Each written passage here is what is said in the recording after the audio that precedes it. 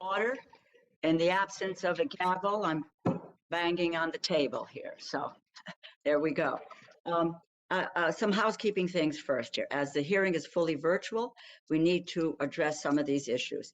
For today's meeting, the chair or staff designated by the chair may mute participants' microphones when they are not under recognition for the purposes of eliminating inadvertent background noise. Members are responsible for muting and unmuting themselves. If I notice that you have not unmuted yourself, I will ask you if you would like the staff to unmute you.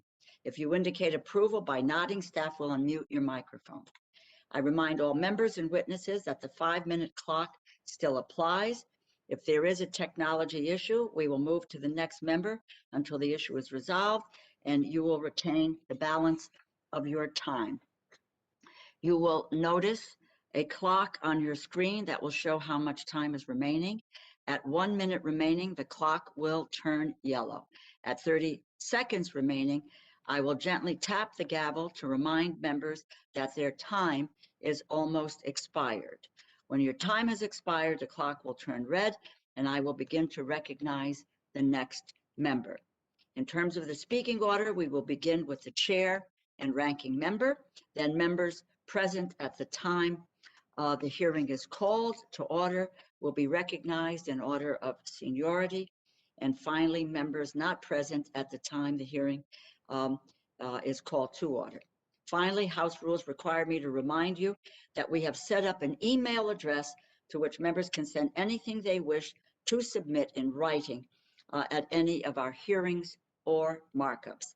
That email address has been provided in advance to your staff.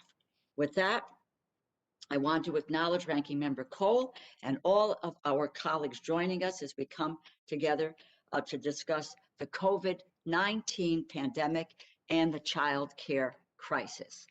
Let me also welcome our witnesses this morning.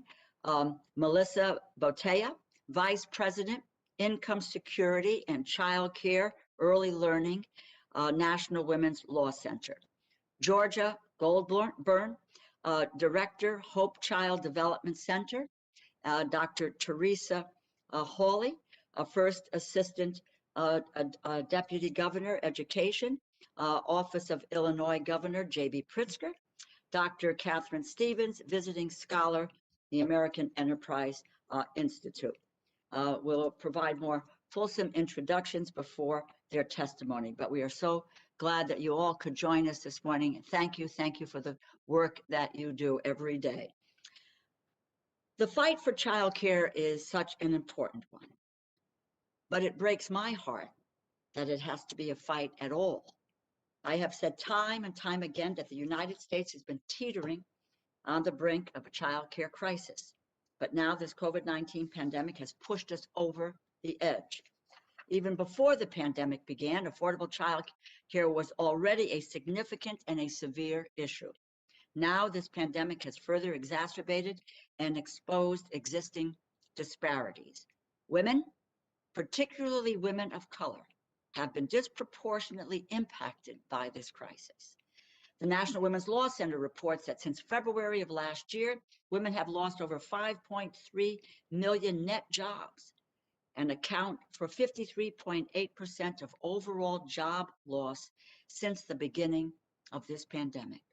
Recent data on job losses also revealed that employers cut 140,000 jobs in December. Every single job cut belonged to a woman, and mothers with young children were hit particularly hard. While this was an issue, as I said before the pandemic, COVID-19 has intensified these problems, again, especially for women of color. Part of this has to do with childcare. Lack of childcare has been cited as a reason why women are still highly reflected in the unemployment numbers. And according to Ms. Poteau's testimony, and I quote, approximately 32% of employers said that they had already seen employees leave since the pandemic, and half of those cited childcare as the reason. To be clear, women are not opting out of the workforce, but rather they are being pushed out by inadequate policies. We have a real opportunity, not just to throw money at the problems, but to build the architecture for the future and use this as a moment to address these serious inequities that have been further exposed by the coronavirus pandemic. Because it is unconscionable that each day hardworking women, mothers, and families have to make a choice between going to work and ensuring that their kids are properly cared for. For those parents who are essential workers or who need to work in order to pay for childcare, this is an all but impossible choice. Childcare providers, the overwhelming majority, over 90% of whom are women or people of color, have been operating on razor-thin margins if they have been able to stay open at all. Their wages are minuscule. They've grappled with changing health and safety procedures. And as the bills continue to stack up, many have had to close their facilities, whether temporarily or indefinitely. Others that have stayed open have fewer children, either because parents are concerned about exposing their kids to COVID-19 or because they have lost their incomes. These woes are further complicated by rising costs for childcare providers as they scramble to provide PPE, to sanitize their classrooms, to secure more space for social distancing. As a result, many of these small businesses and their owners are finding themselves on the verge of collapse. We need to save the childcare industry. It is not just a matter of economics. It is a matter of priorities. It is a matter of right and wrong. In my home state of Connecticut, we have more than 121,000 children ages 5 and under who need childcare. But without adequate support from the federal government, Connecticut could lose about 48% of the childcare supply, more than 46,000 licensed childcare slots. It was already the case that for every one childcare slot lost, there were 2 children in need. Now it is more than 4. The crisis has become a catastrophe. Thankfully, our country is waking up to the reality that childcare is essential for women, for children, for parents, for small businesses, communities of color, and for our economy at large. Chair of the subcommittee, I've been working for quite some time to draw attention to the impending childcare crisis. It's critical for Congress to do more to ensure programs like the Child Care Block Development Grant receive the funding they need. As you will recall, Congress appropriated $5.9 billion for Child Care Development Block Grant in 2021. In addition, $3.5 billion was included for CCBDG in the CARES Act, and an additional $10 billion in December in the supplemental. To be frank, the funding not nearly enough. Just as we provided grants in the CARES Act through the Payroll Support Program, so airlines could pay their employees and keep flying through this pandemic. We support that effort. We must also do what is necessary to get our economy back on track by rescuing the child care industry. We provided over $648 billion for the Paycheck Protection Program to get small business owners back on their feet. It was a good thing to do. We need to do what's necessary to stabilize the child care industry, to allow parents and caregivers to get back to work. One of our witnesses, Melissa Poteau, will discuss a little more in her testimony that child care is the work that makes work possible. So if it's true that the child care industry makes all other work possible, then why have we provided only $13.5 billion in supplemental funding to the CCDBG? If child care providers are essential workers, then why aren't we treating child care work as essential? $13.5 billion is not enough, which is why it is crucial that we act, and we act quickly. At the end of the day, if we cannot make families feel that their kids are going to be safe, secure in their child care setting, then we cannot build a feasible path to a recovery. With that, let me turn to my friend and my colleague from Oklahoma, the ranking member, Congressman Cole, for any opening remarks he may have. And I will ask those who are not speaking to please get yourself on mute so we can move forward. Congressman Cole. Thank you very much, Madam Chair. Before I begin my formal remarks, I just want to say what a pleasure it is to have you once again as our chairman of this subcommittee, and more importantly, as the chairman of the full committee. I think I can speak for people on both sides of the island that we think this will probably help us a lot in our allocation requests going forward. While as a Republican, I certainly was not in a position to vote for you once it was clear we were going to be in the minority. I think it's fair to say I was ahead of the Republicans for Delora effort. So I congratulate my colleagues on the other side of the aisle of making a very wise choice to chair our full committee, as well as obviously your decision to remain as our subcommittee chairman here on Labor Age. I really am grateful for both those things. I want to begin, Madam Chair, our first hearing in the 117th Congress by reiterating my commitment to working with you whenever we can to find common ground on what looks to be yet another very challenging year. We will have our work cut out for us, but our 6 years of working together has laid a good foundation.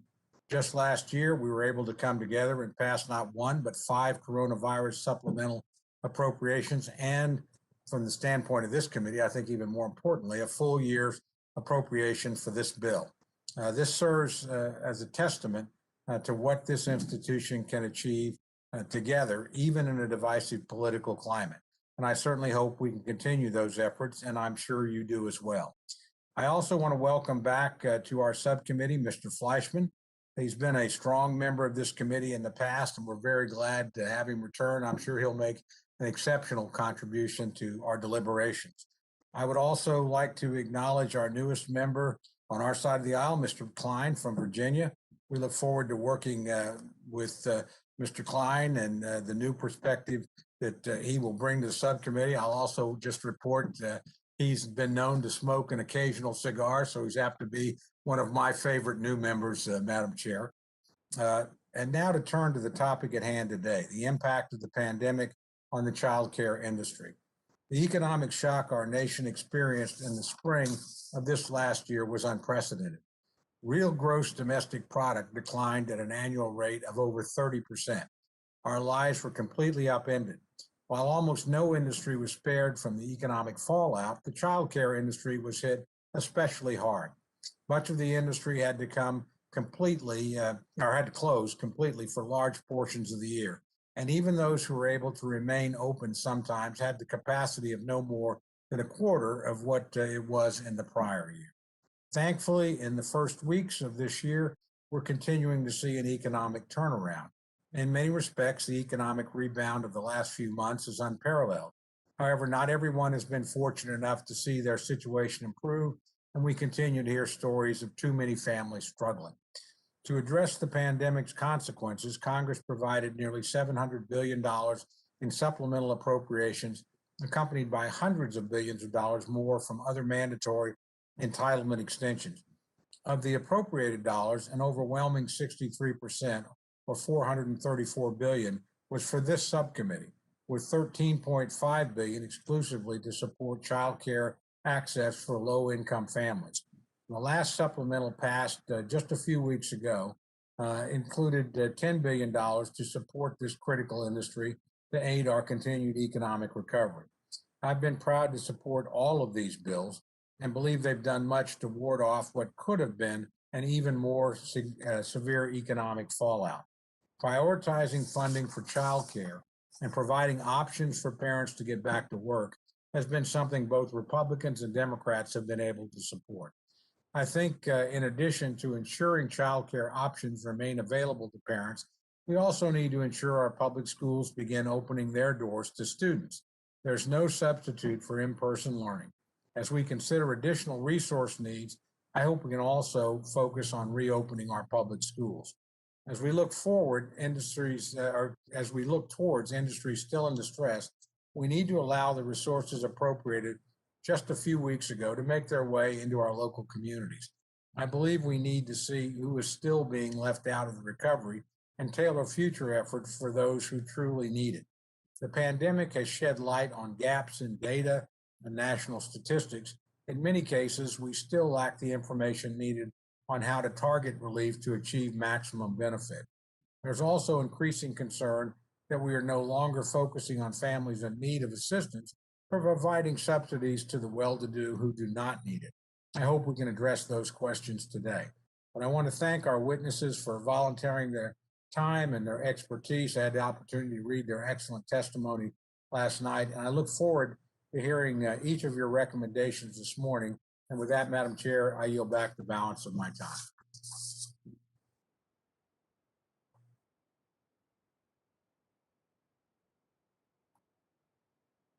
Back, obviously excited to chair the full committee, but as you have noted in the past, the former chair of the committee, Congresswoman Lowy, this subcommittee was near and dear to her heart, as it is to mine. I'm also hopeful that our opportunities together will increase the allocations that we get. But I want to just say, oftentimes people will say to me, why can't Democrats and Republicans get along for the common good? And Congressman Cole, I cite the relationship that we have. And as you pointed out, we do have differences, and that is to be anticipated. But it is that common ground and that belief of knowing and understanding why we serve, as you do, that our job here is to try to affect differences and hopes in the lives of the people that we do represent, and that is critically important to me. And I cite our relationship as the example of, in fact, that is what we do every day, is to try to work together in these efforts. And I also want to welcome Congressman Fleischman back. We co-chaired for a while the Baby Caucus. And so his interest in children and families is well known. And to Congressman Klein, it's wonderful to have you. And I was remiss in my opening remarks not to recognize our newest member of the committee, and that's Congresswoman Brenda Lawrence from Michigan. It was on Labor HHS, and you should know in the organizational meeting, in order to get on this committee was really very interesting. No one knew what she was going to do. She threw in all of her committee assignments that she had, and so that when it came round, this is what this Labor H is what she selected. So that tells you about her commitment to the issues that come before this subcommittee. And with that, let me again welcome and introduce our witnesses.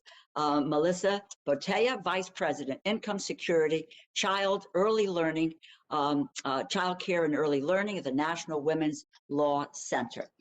Georgia Goldberg, Director of the Hope Child Development Center, and one of my constituents. I have been to the Hope Development Center, and Georgia has been doing an amazing work, and you'll hear her fighting on the front lines for child care providers in the district. It's really a steadfast dedication to our nation's kids and their families and workers.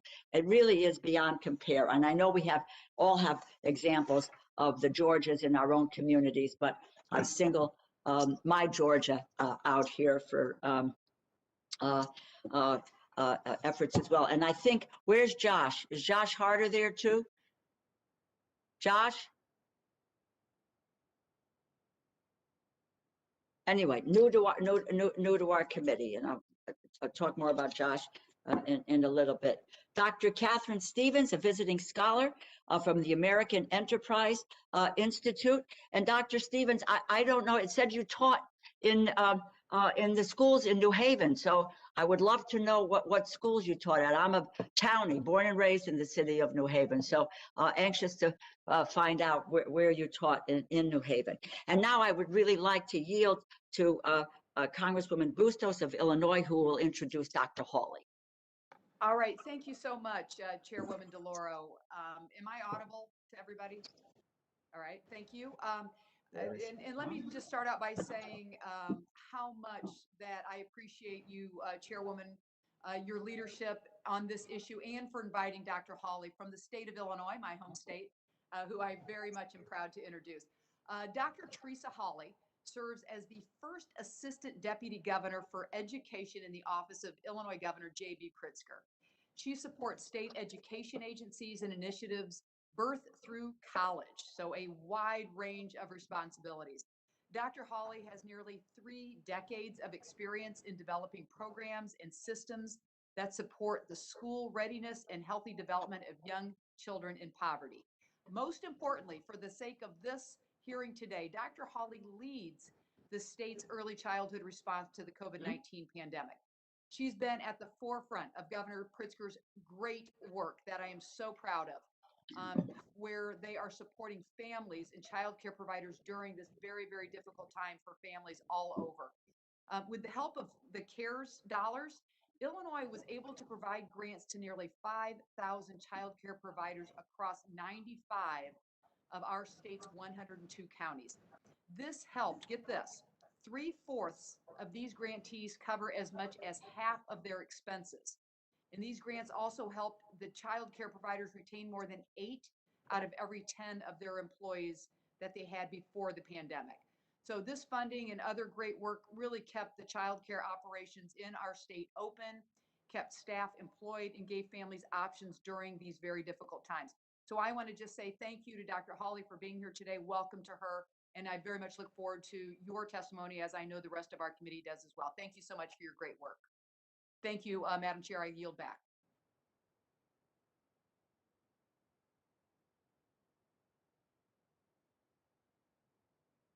Full written testimony will be included in the record, and you are now recognized for 5 minutes for your opening statement. Ms. Poteau.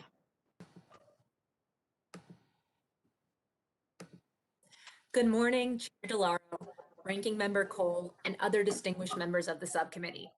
My name is Melissa Poteau, and I'm the Vice President of Income Security and Childcare Early Learning at the National Women's Law Center. We are here today because America faces a childcare crisis, one with far-reaching and devastating effects for children, for families, and for the economy overall. As of January 2021, half of the 350,000 childcare jobs that were lost at the onset of the pandemic had not yet returned. The National Association for the Education of Young Children surveyed over 6,000 providers in December of 2020.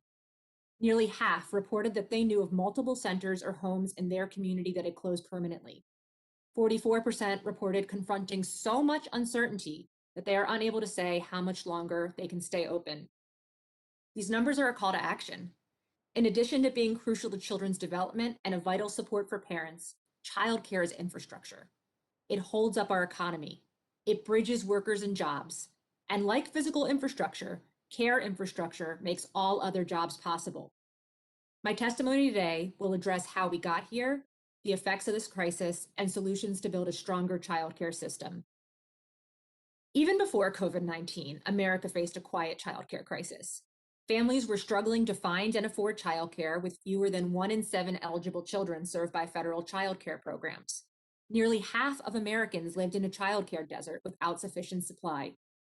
Early educators, who are virtually all women, and disproportionately women of color and immigrant women, were paid poverty wages, with over half relying on public assistance. These trends are no accident, but rather rooted in a racist and sexist history of undervaluing the care work done by women, especially Black women, Indigenous women, and other women of color. Into this fragile system, COVID-19 was the perfect storm. Today, childcare providers that are open are going into debt to operate safely, paying more for staff, cleaning supplies, and PPE, even as their revenues are down. Thousands have shuttered, many permanently, due to the increased cost of operating in a pandemic paired with the reduced revenues from under-enrollment. And the sector's collapse has had far-reaching consequences for families and for the economy. First, women's employment gains are being set back a generation. Just prior to the pandemic, we celebrated women comprising half the workforce. Fast forward, and last month alone, 275,000 women left the labor force, bringing the total number since the start of the pandemic to over 2.3 million women compared to 1.8 million men. These women are not dropping out of the labor force. They are being pushed by our lack of care infrastructure, with long-term consequences for their families' income and retirement security. Second, when our care infrastructure collapses, children pay a price. Children of all ages feel the strain of parental stress and lose out on the educational opportunities that high-quality childcare can provide. Finally, our lack of care infrastructure undermines our economic foundation. The Century Foundation and Center for American Progress estimate that the risk of mothers leaving the labor force or reducing work hours to assume caretaking responsibilities could amount to more than $64.5 billion per year in lost wages and economic activity.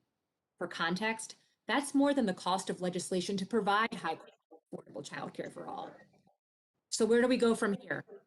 First, we must swiftly pass the American Rescue Plan, the minimum required to provide settings that are open with the resources to operate safely, ensure fair wages and protections for childcare workers, stabilize childcare businesses to ensure that they can still be there when the economy reopens, and support families with lower co-payments and expanded eligibility. Second, increased and robust funding for childcare and early learning programs in the fiscal year 22 appropriations would provide states with greater certainty, allowing them to more strategically spend relief dollars without fear of facing steep budget cliffs. Finally, while stabilization is urgent, the goal is not to return to an equitable pre-pandemic status quo. Instead, we need to build toward quality, affordable, accessible care for all families that meets their diverse needs, along with those of a well-supported workforce. Inclusion in future jobs and recovery packages will be crucial for this goal. The COVID-19 pandemic has laid bare and exacerbated longstanding inequities in our nation's childcare system and presents us with a stark choice. Do we watch a childcare crisis unfold that has set women in the workforce back a generation, compromised children's development, and harmed businesses? Or do we invest in childcare as a public good, laying the foundation for stronger families and a stronger economy? As Congress considers funding for relief, appropriations, and recovery, I urge you to choose investment in childcare.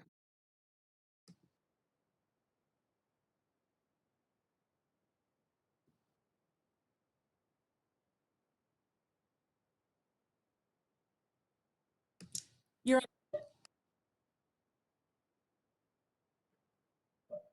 There we go. I said thank you for keeping it under 5 minutes. I got to get myself together here. I'd like to introduce our next witness, Ms. Goldberg. Full written testimony will be included in the record. You are now recognized for 5 minutes for your opening statement. Thank you. Good morning, all. And if you would just indulge me for a quick second to say, and this is simply fact, it's not an opinion, that I have the best representative in the entire world. And I would just want to say that, not to diminish anybody else. Just facts. Chairwoman Delora, Ranking Member Cold, and distinguished members, thank you for the opportunity to provide testimony on the challenges confronting the childcare industry because of COVID-19. My name is Georgia Goldberg, and I've been a director of Hope for New Haven for 15 years. Hope for New Haven is a faith-based nonprofit located in New Haven, Connecticut, and manages the Hope Child Development Center, a licensed 77 capacity facility serving children 6 weeks to age 13. I'm also the co-founder of Circle, a network of 80 childcare providers in the greater New Haven and Bridgeport area serving children and families of color. Early in the pandemic, our organization assessed our options with our staff after the abrupt closure of the Paycheck Protection Program. Hope went from serving 75 children to 25 in a matter of days when the city and the state went into lockdown. After laying out several possible options to our staff, they unanimously agreed to work on a part-time basis to ensure that the center remained open for families. This proved to be a critical lifeline to families like Little G's, whose mom had been out of work for 5 months, searching for a program that was not only open, but also equipped to deal with his complex medical needs, not limited to a cerebral shunt and a feeding tube. Our parents, our families, our children need us became the industry's organizing principle because we deeply understood not only how critical our role played in undergirding the economy, but also how short-sighted policies and structural inequities due to chronic underfunding and benign neglect left the industry particularly vulnerable to this pandemic and threatened our very capacity to respond to the COVID crisis.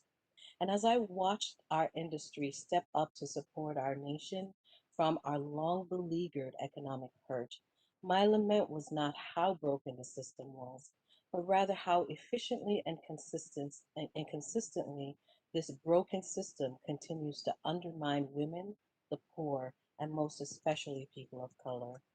This was most pronounced in the SBA's EIDL and Paycheck Protection Program, which, because of the financial nature of the childcare industry, effectively sidelined many providers from consideration in these programs.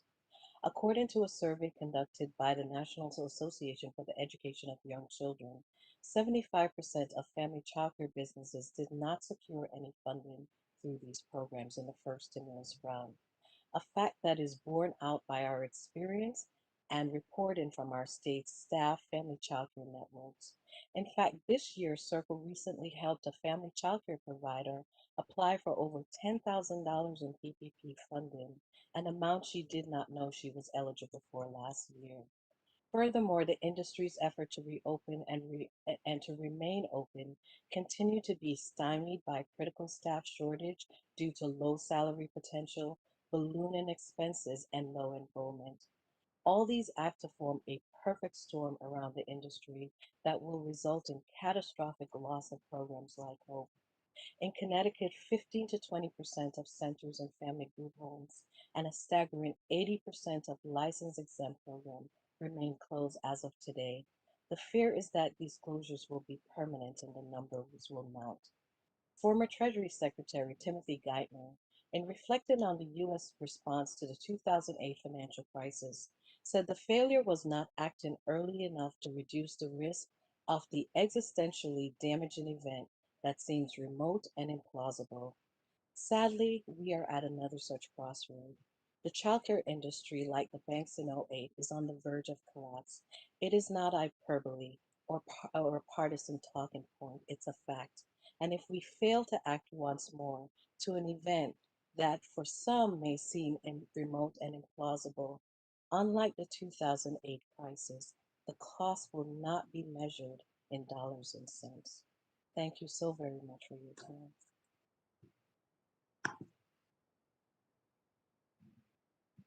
Um,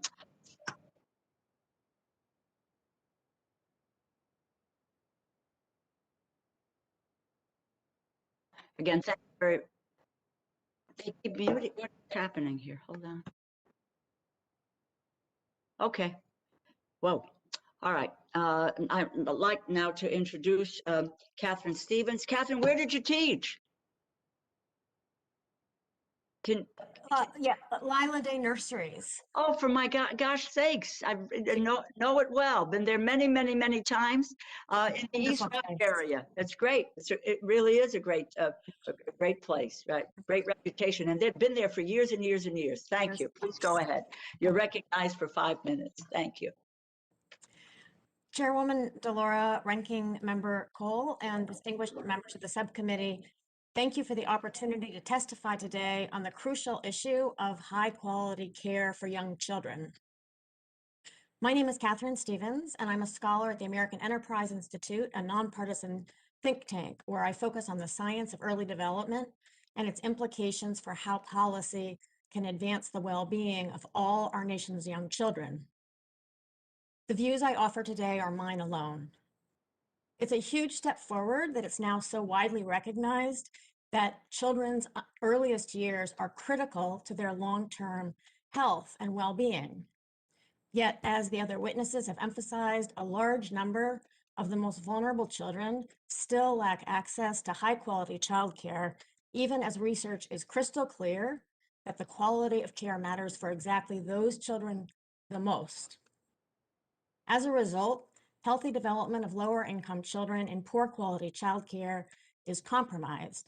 At the same time, workforce participation among parents who are unwilling to put their children in substandard care is greatly constrained.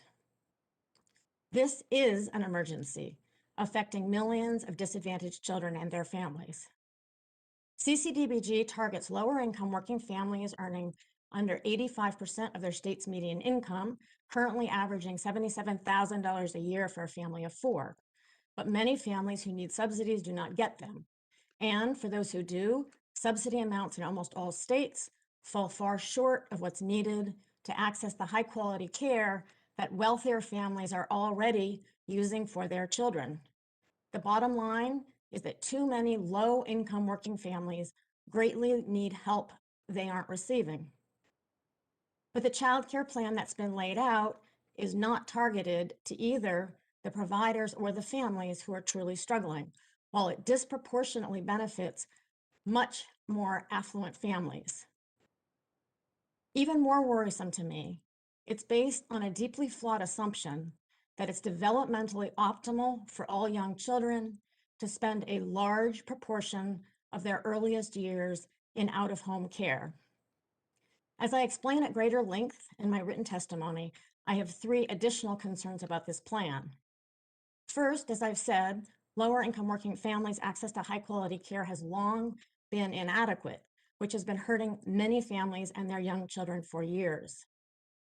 But according to the most recent reliable evidence, no extreme pandemic-caused crisis in childcare for young children really exists. Studies show that, in fact, the primary crisis working women are now facing is due to school closures, not a lack of childcare for children under 5.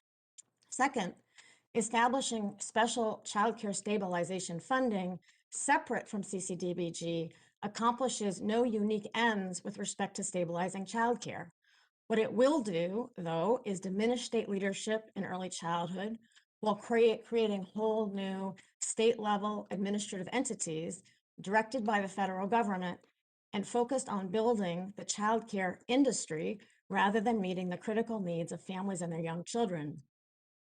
Finally, this plan is presented as an emergency response to fallout from the pandemic. That's a misrepresentation, though, because its primary aims are to advance a long-standing advocacy agenda. The plan aims to leverage pandemic relief funds to carry out a kind of trial run of universal childcare while laying substantial groundwork for a major permanent expansion of government-funded non-parental care. In closing, I would like to make one final point. A large number of adults have become increasingly enthusiastic about expanding childcare to all young children for reasons you already know. Of course, the economy matters. Of course, women's careers matter.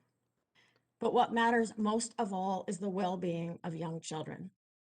Our growing assumption that long hours in childcare has no negative impact on them is incorrect.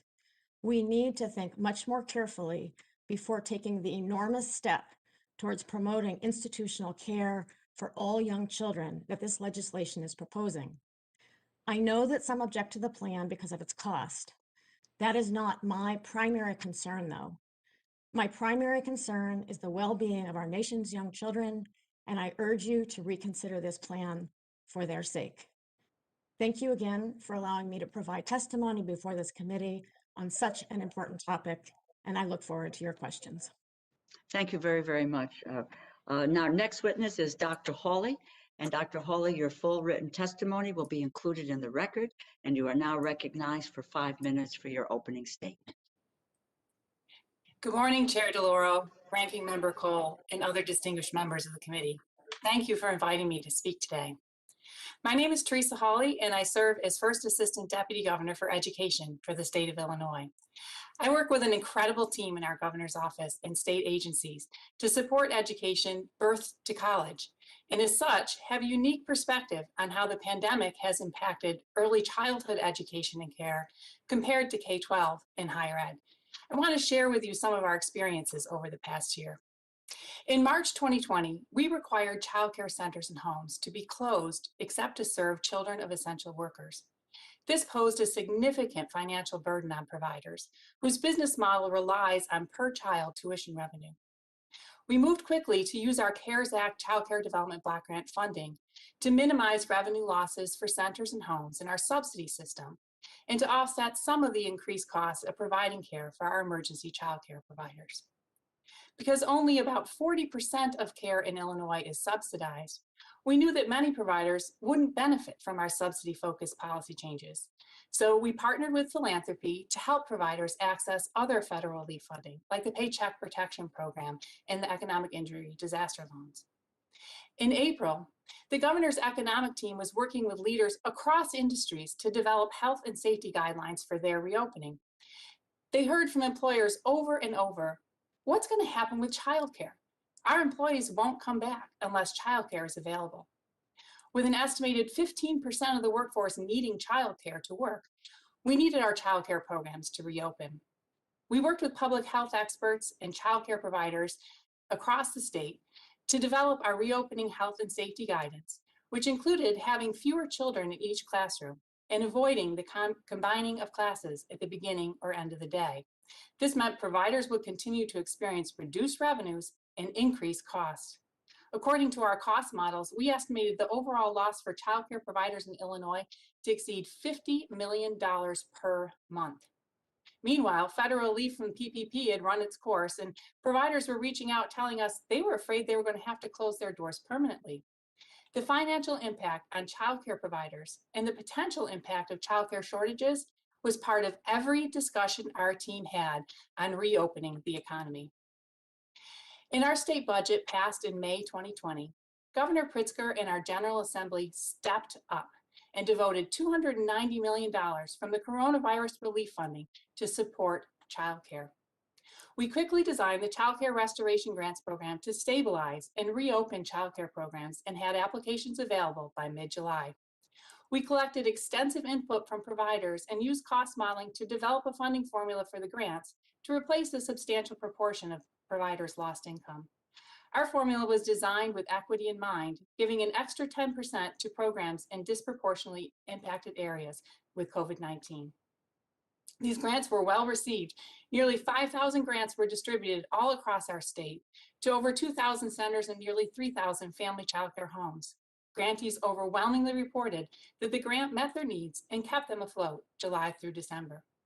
Unfortunately, our childcare restoration grants funding was exhausted by December. Providers have told us they still need this funding for their business to survive. Their enrollment is still about 30 to 40% lower than before the pandemic, and they continue to suffer significant revenue shortfalls. We plan to use most of the recent CCDBG relief funding to extend our grant program, but the funding will not extend as long as we know it will be needed. Without additional funding, we'll have to give providers so much less than we can see they need. We support the child care funding in the American Rescue Plan, and we know we will be able to put it to good use. The pandemic has shown how fragile our child care system is because of how it is funded. As I mentioned, I also work on K-12. There have been huge financial implications of the pandemic there too, but at least we were not worried that a large percentage of our public schools might permanently close their doors because of the financial shock. Childcare is critical infrastructure for our economy and a crucial component of our education system. We need to fund it as such. We need a substantially larger, long-term, stable commitment to funding high-quality early childhood education and care to ensure affordable access for every family that needs and wants it. I urge the subcommittee to support this critical investment in America's future. Thank you.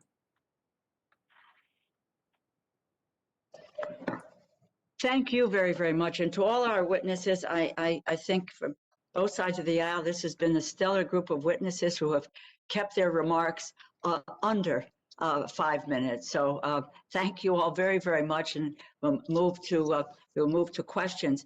I have 3 questions that I would like to get into this first round. So I will be brief, but I want to just I want to start with you, Ms. Goldberg. How has low enrollment in child care centers impacted day-to-day operations and child care survival as a small business? You need to unmute. Can someone unmute? I've got it. Thank you. For Hope Child Development Center, we need at least 70 children just to break even. We have been languishing at around 45 to 50 children each month. And so if we are seeing about a $20,000 loss each month in our budget, and I cannot tell you what that will mean for our program. We are pretty close to exhausting all of our resources. And so for us, it is just creating a situation where it's a day-to-day wondering which day is it going to be when we have to close our doors permanently. Mhm. Dr. Hawley, how do you see efforts to stabilize and invest in childcare as investments in the broader labor workforce? Why does the Congress need to step up and invest big so that we can do more in Illinois and we can do so that in other states can follow suit with the kind of program you put together in Illinois? So as the other witnesses have attested to, if parents don't have a safe place for their child to be during the day, they're not able to go back to work. And so we heard, as I said, over and over again from all the industries in the state, they saw the importance of childcare as undergirding the economy and undergirding the employment of the ability of their employees to come to work. And so we know that investing in childcare as a stable, with a stable funding stream that keeps it open and keeps it available and high quality for families is absolutely critical. Let me also now ask Ms. Poteau. The Law Center has published a report on the different ways states are trying to reach child care providers, help them through the crisis through supplemental funding. But it's not enough. Can you explain some of the things that states are doing that have been particularly effective?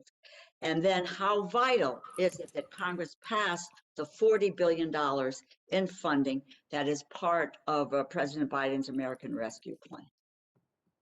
Absolutely. So as evidenced by Dr. Hawley's presentation, Illinois is one of the states that's really taking the lead in terms of thinking about how we use the CARES money and other money. But other states as well have thought about how they give grants to childcare providers so that they can deal with the increased costs, such as PPE, sanitation equipment, and also the cost of substitute pools and things like that for when providers get sick. Others have talked about how they make sure that there's premium pay because the childcare providers are frontline workers. They're risking their health and in some cases their life in order to serve frontline workers. And so being able to provide premium pay and other things like that is something that's important in order to retain the workforce. And then finally, some states have also been able to use the funding to help parents afford care more by either expanding eligibility or lowering co-payments. Let me just, when it comes to which workers decide to return to work, how heavily is that decision based on their child care needs?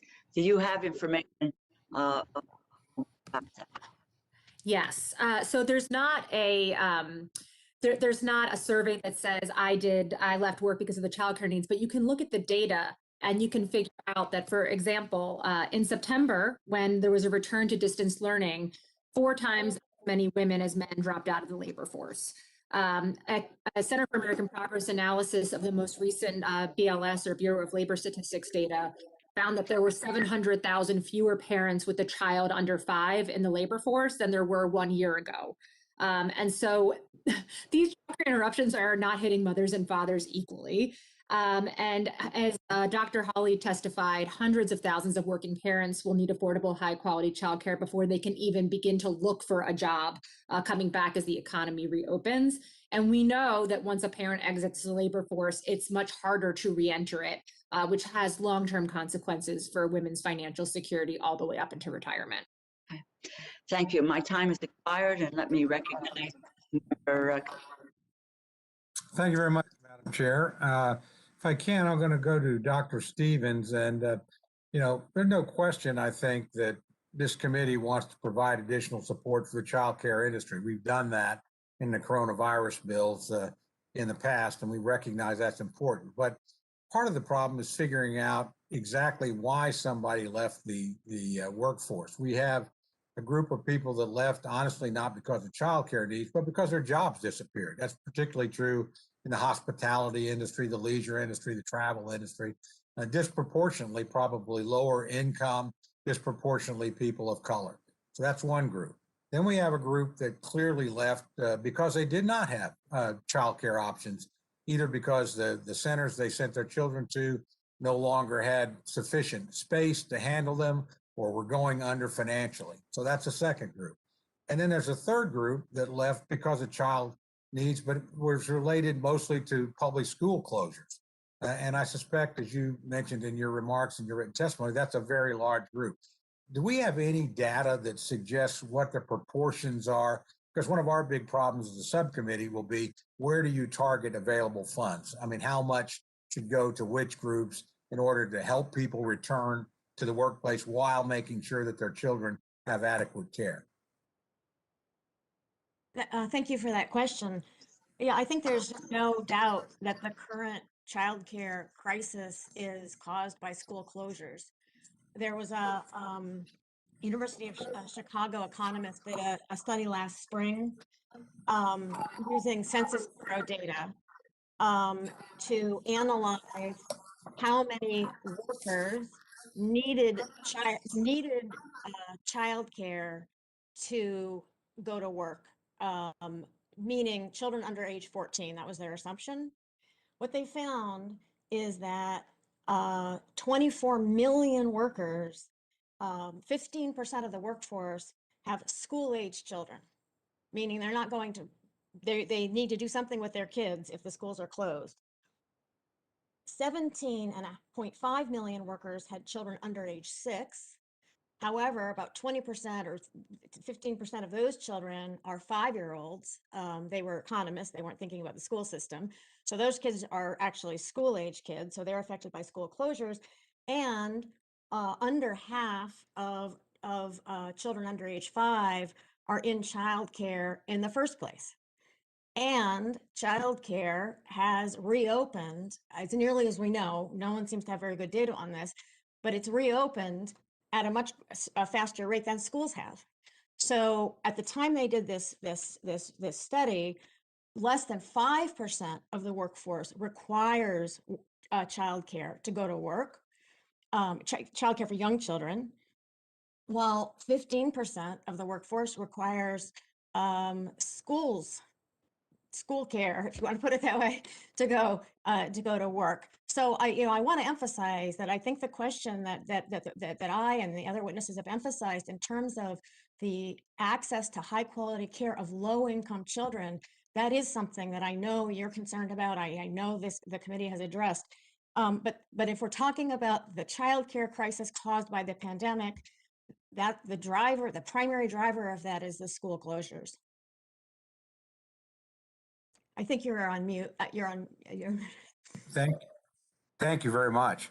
I want to stress again, our aim here isn't to create an either or situation, but just what's the appropriate targeting of the resources that we have. Let me ask you a second question, which you touched on and certainly talked about in your testimony and in your written testimony, and that is this idea of really targeting resources to families that need them, to literally lower families that need additional help.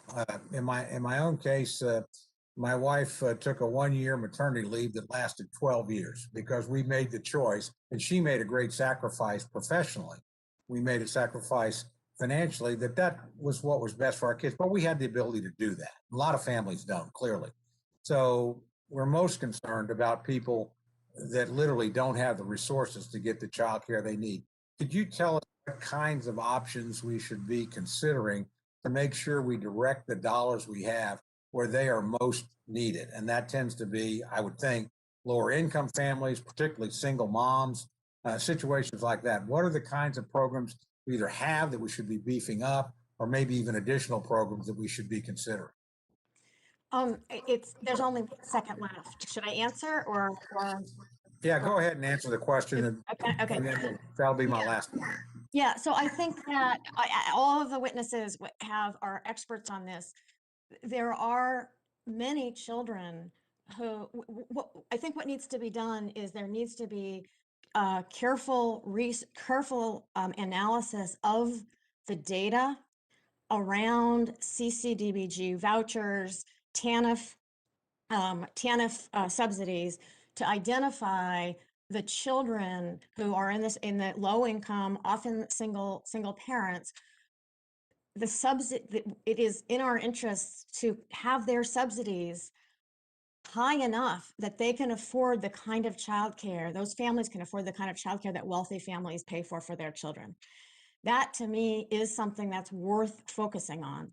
But that's a whole different topic, and it needs, we need to look at the data that exists very carefully to figure out who those children are. But I would say starting with the families on TANF, if we were simply to get those families into high quality childcare, that would be a game changer, I think, for those families. Thank you. Congresswoman Roybal Allard.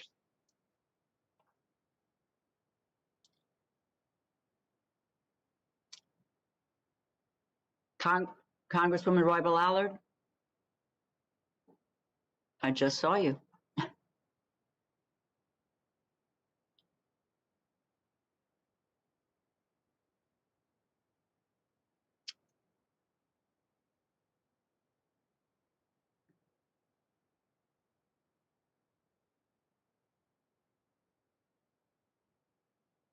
There you are. No, that's Katherine.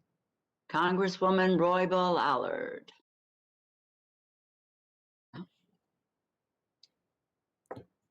Then let Madam me. Chair, she has been having some technical difficulties. Okay, let me go next to Congresswoman Barbara Lee. Thank you, Madam Chair. This is such an important hearing. I want to thank you and our ranking member for putting it together. Let me just ask our witnesses, and thank you all so much for being here. But I want to find out, what are the long-term structural issues that bring us to this point once again? I share my personal story. In the 70s, I needed childcare, raising 2 small children as a single mom. I started college as a freshman, of course, and the line was so long, the waiting list, I didn't get them in childcare for 2 years until I was a junior.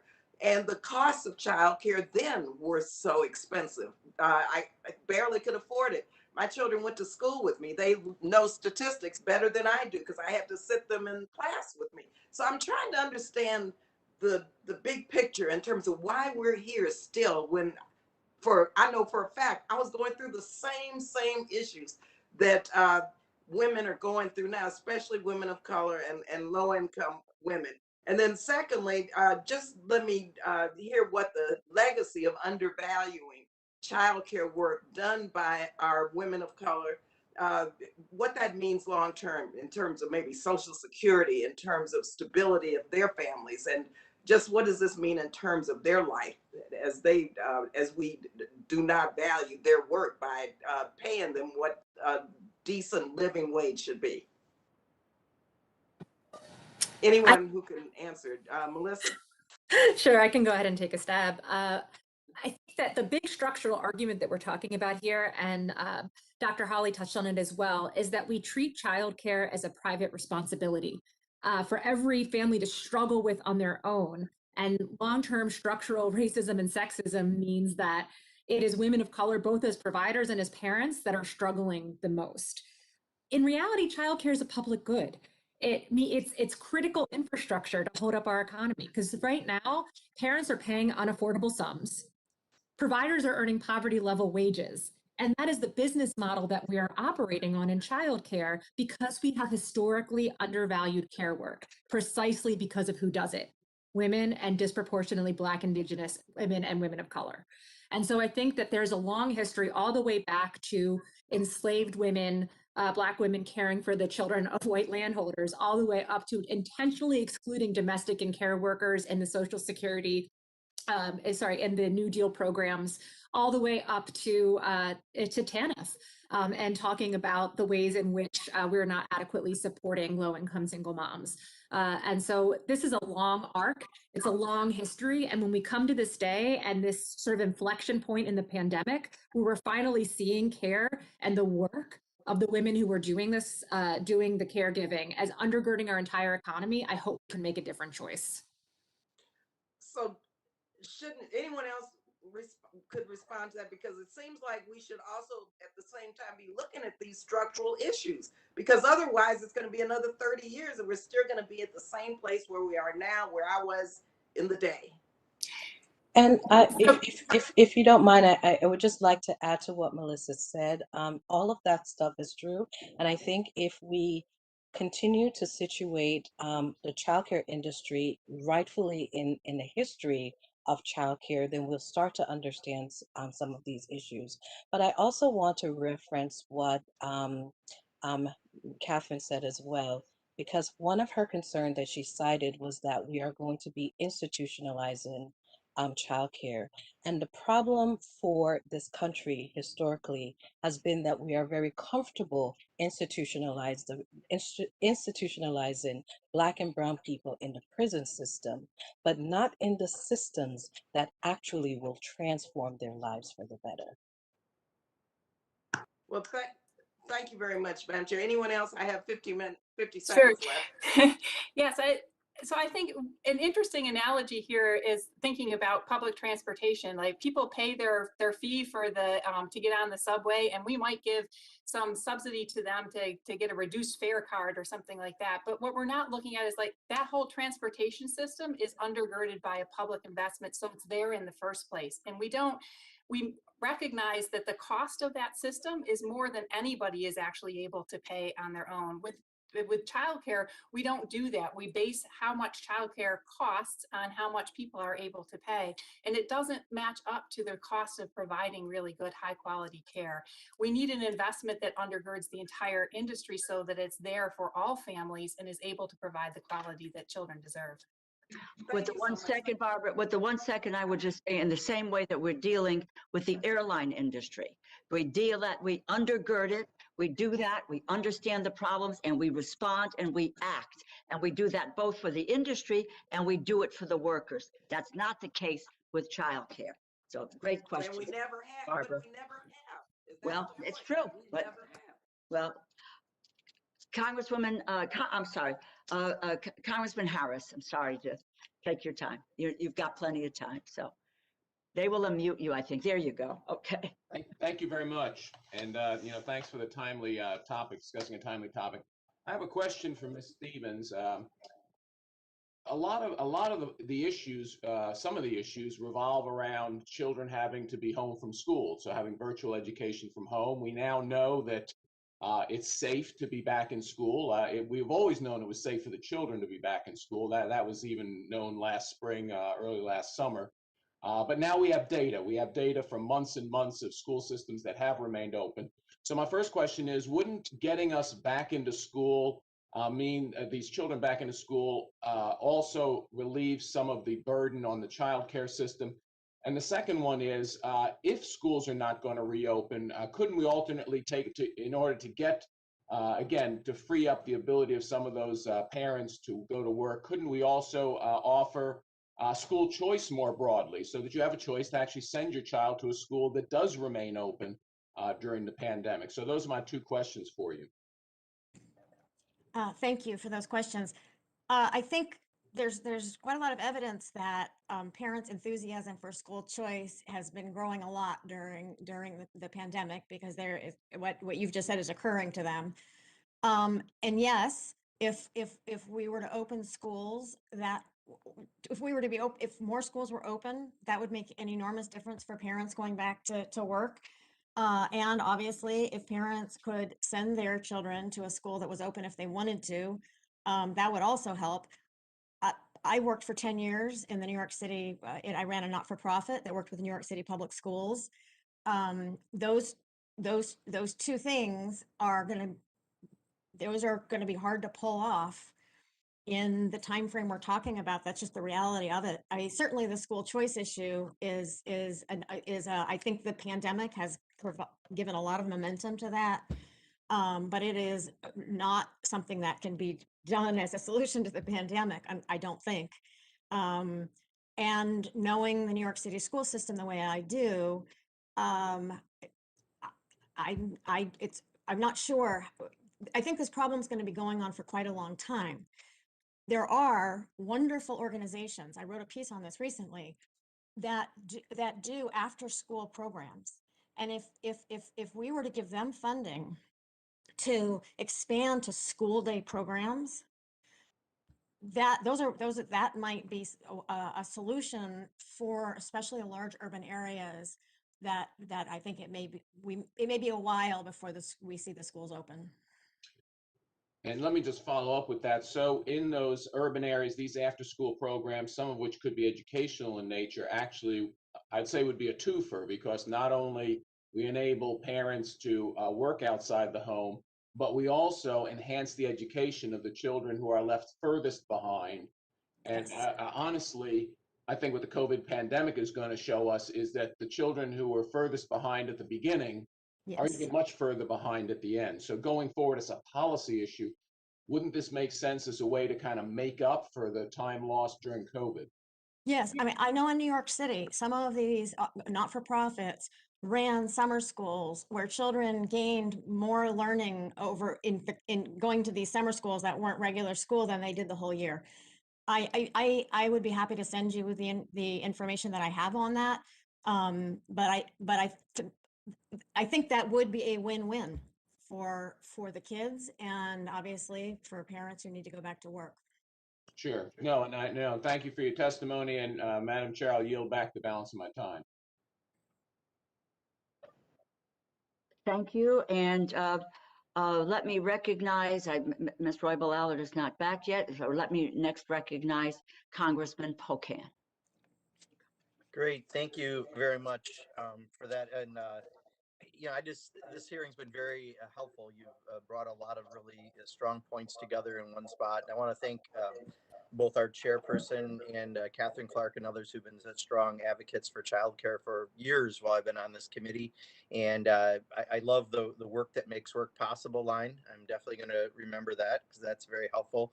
And care infrastructure. Also, this is really important as we're talking about infrastructure and what this means. I think one of the things that was most surprising was, Ms. Goldberg, when you talked about 80% of the businesses remain closed right now. And as someone who's been a small business person for over 30 years, it's hard to try to start that back up from nowhere. Do you have any recommendations how Congress could perhaps be helping in that way too? Because I'm afraid, restaurants have kind of gone to takeout. You can't do that with childcare. When you look at some of the industries that have found ways to partially make up for it, you don't have that here. And to reboot could be more difficult without some additional assistance. Do you have any thoughts on that at all? Nothing cures poverty like money. We are poor. The industry is poor. We have been languishing in poverty for a very long time.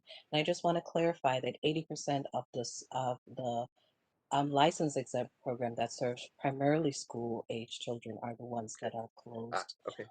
And so, I mean, the argument for me is a really very basic and simple one. As a business person, you know that you're not going to stay open and operating if the margins are not correct.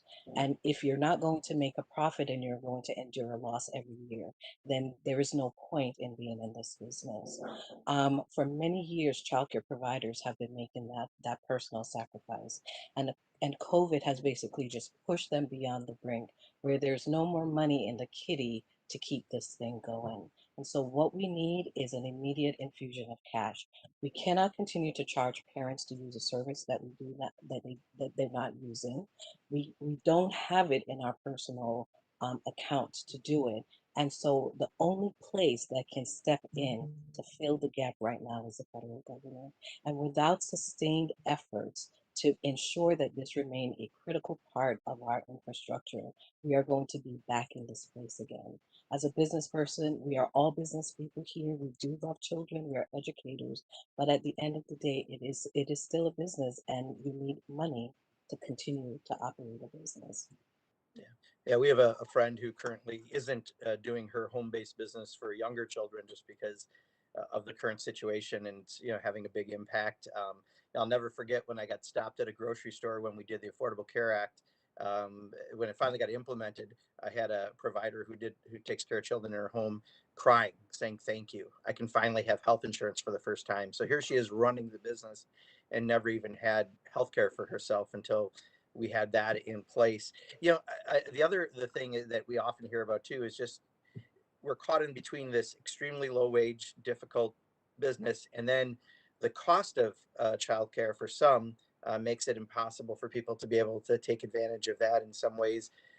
That's another part of what I guess I'm curious on how you can recommend moving forward what we've learned through this pandemic. Like we've learned the importance of things like broadband. What have we learned about helping so that anyone who needs to be able to go to work has the ability to have their child in a child care environment? Is there anything that we can take forward from here? I think what was wonderful about the crisis is that it stripped away all of these barriers and regulations that allowed state. I have an amazing commissioner, Beth Bai, who used the opportunity to just basically, with the resources that were finally coming into the industry, to put in place those systems and those innovations that we needed. And one of the things that all in our network meeting, our circle network meeting, which is one of the 12 staff family childcare network that the state was quickly able to ramp up to support those very vulnerable family childcare business, was that they ensured that every single provider became a vendor of the state, and then they just made cut checks directly to the program. Every single one of our providers reported that across the board, and we serve family childcare providers, group homes, and centers. And so every single provider heralded that as the biggest success of the pandemic. And when we sat enviously looking at Illinois, they paid their providers $25,000 a month. If we had $25,000 a month, we would be able to remain open, keep all of our staff, and be there and available for parents. The federal government is the only entity that can step in to do that. Great, thank you. I yield back.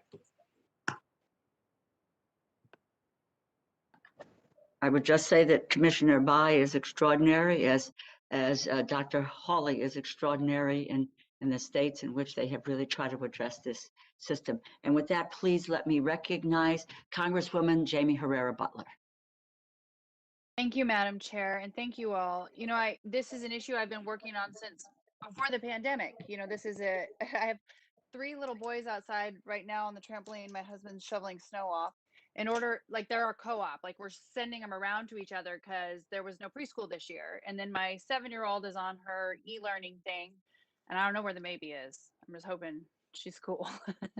um, Before this, I introduced bipartisan bicameral legislation called the Child Workforce and Facilities Act, and it would authorize $100 million in grants to states where there are childcare deserts. In my district and my state, we are a childcare desert. I think we're the 6th most lacking in facilities and in providers. So there's a pipeline issue. There's physical space, then there's the provider space, but then there's also, like, what Ms. Goldberg has been speaking to, how do you stay afloat? The ones we have, how do we keep them afloat?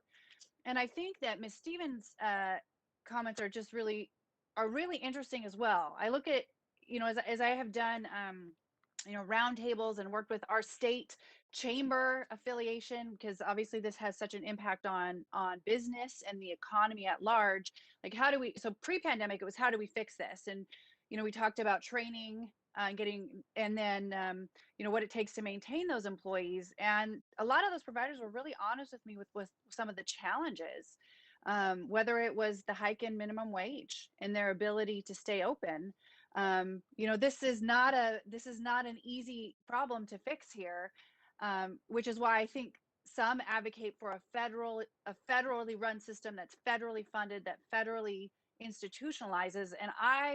And the one thing I really love are options as a parent.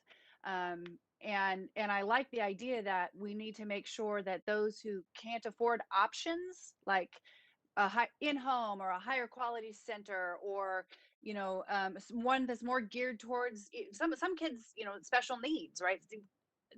More wealthy families can do that. I would really be interested in seeing how we can bring the CCDBG more in line, that and the TANF, in line with making sure that it allows an equalization among working class kids, to their peers whose parents make more money. Like I'd like then them to have the choice, because I also wrestle with and agree that my kids are only young for a certain period of time. I have not, my husband has stayed out of work. We talk about all the women who are dropping out, to support the family. My husband has stayed out of work for me to do this job and to be home, and not going to pretend like I'm a member of Congress and we're on this thin line. I can't imagine. I talk to working families in my districts where they're in the same spot and they have 3 and 4 kids and they're just trying to piece it all together. So obviously we have to do something. I really feel like that targets the middle income families who don't have the money to make it work and don't qualify for subsidies. And that's really, for me, the sweet spot. But I think we need to recognize, and I have some real misgivings about a giant federally institutionalized program, because the best years of your kids' lives, I mean, you only get them for what? Maybe they pay attention to you until they're 12, maybe. But these are those really, really special years where I want help and I need help, and we do everything we can to piece it together. But I want to be their main source of learning, and I want to help speak to who they are and pull out their strengths and giftings. And so I want to be careful that we maintain choice in this. We maintain choice for families. Even it means getting more money to families who don't have choice because they don't, right? They don't have access. Then we need to look at ways we can do that. But I'm very concerned with the idea that the federal government and a big federal program is going to do it best. The one thing I've noticed with the airlines and with the prisons and with the roads is we've kind of screwed all that up. I mean, big time. I don't know that I want to do that with our kids. And maybe Ms. Stevens, if you could speak to that, and if there's time left, Ms. Goldberg, I'd also like to hear from you.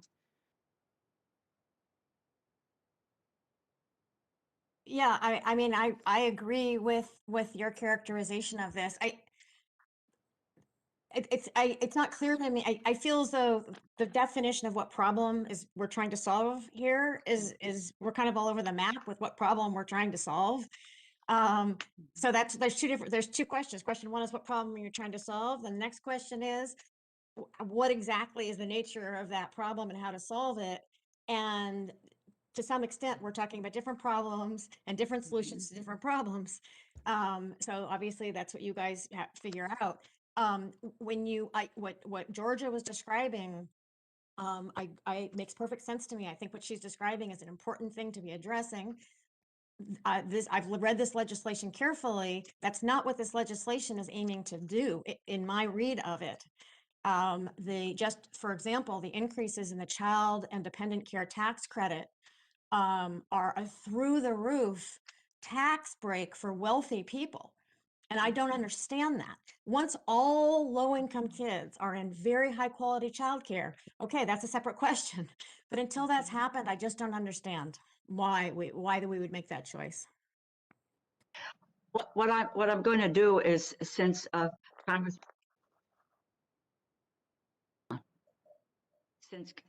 Congresswoman, that you said if there was any time, I would just like to get Ms. Goldberg to very briefly comment. Thank you. The same piece. So Thank you. Let's do that. Thank you. I appreciate that. I think we're trying to actually solve one problem, and that problem is high quality access to early learning experience for every single child, regardless of the setting that a parent chooses. I am Jamaican.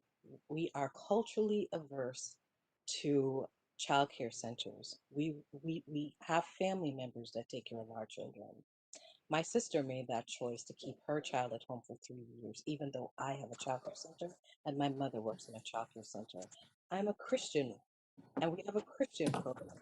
And so we do not have like equal access to federal dollars to continue to offer the choices that families want. We are not asking to create an institutionalized system. We are asking for money to fund an early care and educational system that can be responsive to every single parent, regardless of the childcare option that they choose. That's what we're asking for. I do not want Black and brown children to be in a school system or the prison system that's going to produce really terrible outcomes for them, especially at the most critical time of their development. But if you starve the industry of money, programs like Hope will disappear.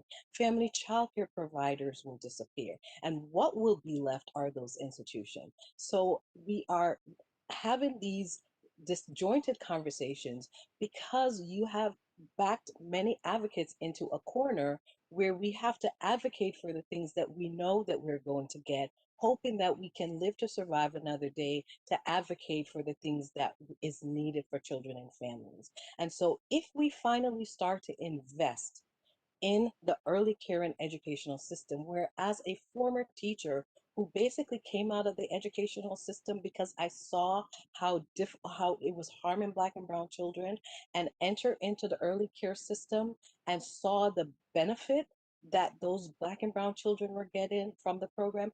If I had the money to do more, we could radically transform the lives of Black and brown children and poor children and women and families. So that would be my response. Thank you. And I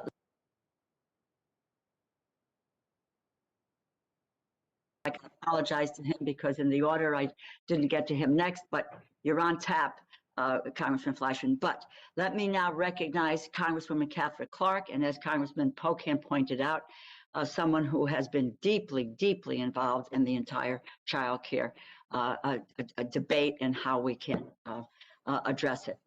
Congresswoman Clark. Oh, thank you so much, Madam Chairwoman, and thank you for being such a champion. And this has been a fantastic panel, which is really getting to the core of how we are going to rebuild a more inclusive economy after this pandemic. And thank you for the recognition that childcare is infrastructure and really is it's the underpinning for our economy. And I wanted to continue the conversation about choice and how we meet the needs of different families in different settings in different parts of the country and make sure that everybody has access to affordable, quality childcare. And I don't think we can really have that conversation without talking about who makes up the provider workforce, that this is also predominantly women. Here in Massachusetts, childcare providers are over 96% of them are women. And nationally, about 40% of childcare providers are women of color.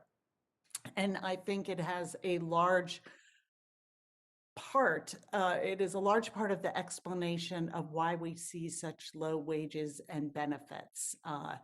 And so I wanted to ask you, Mrs. Goldberg, what have you seen in your experience as a woman of color? How have you seen racial injustice permeate the childcare industry, and what steps do you think we need to do to address it so that we maintain this choice and diversity? We could be here for 10 hours talking about Yes. this, but I'm just going to take we have 3 minutes to answer this question. And I'm just gonna paint this picture.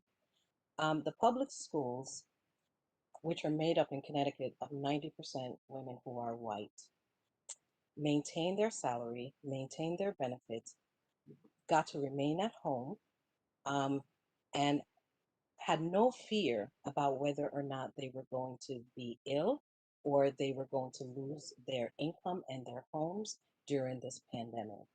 The childcare industry, on the other hand, which are made up of about almost 50% of women, it's the only educational institution that is that diverse. We are here begging for scraps. That's the difference of institutionalized racism. When you are white, your issues are heard, it is understood, it is responded to immediately. When you are Black, you are here begging for scrap, for people to recognize your humanity. And that's what has been going on for years in the early childhood education system. The difference now is that we have understood with this pandemic how we cannot continue to ignore the cries of the childcare advocates anymore, because childcare is so interwoven into so many parts of our system. We were not going to be able to respond to this pandemic without a childcare industry. As a matter of fact, the reason why the many parents were still able to keep their employment when the school shut down was because all of those children shifted in large part into the childcare industry. And so we have been there to respond, but even after we are here basically saying we need help, our issues and our cries are unheard because of the color of the workforce, and this would not happen anywhere else. The United States spends less than 0.05% of its GDP on childcare. It is the only developing country, first world country, that does that. We are cohorted with countries like the Czech Republic and Turkey. When has that ever been a good thing? No offense to Turkey and the Czech Republic. When has that ever been a good thing? And that only happens in industry that are predominated by women, and by women who are poor and are women of color. Thank you so much for that answer. And, to Ms. Poteau, I'd like you to, in the brief time I have left, try and answer this too, and really address how this is so tied to how much of our economy is based on the unpaid or low-paid work of women, and in particular, women of color.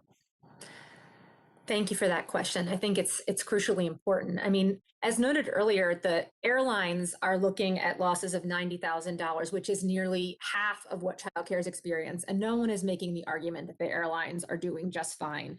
This problem has sort of uniquely, the lack of relief has uniquely targeted an industry where women are not over 90% of the workforce, and women of color are so disproportionately affected. And I would say that this predated the COVID-19 crisis. Inequities in the federal childcare system go back, again, all the way to slavery in America. And I think that when we look even today at the legacy of that, it is African-American parents, Latino parents, Native American parents who face the most barriers to affordable, high-quality childcare. It is African-American and Hispanic workers who are more likely to be relegated to lower-level positions, even within childcare programs, even when you account for educational levels. So, for example, African-American early educators are typically paid 78 cents less per hour than their white peers. And so it is crucially important that as we rebuild and that as we move forward, that racial and gender equity is at the center of the system, not as sort of a sideshow, but something that is intentionally baked into every policy decision that we make. Thank you, Madam Chair.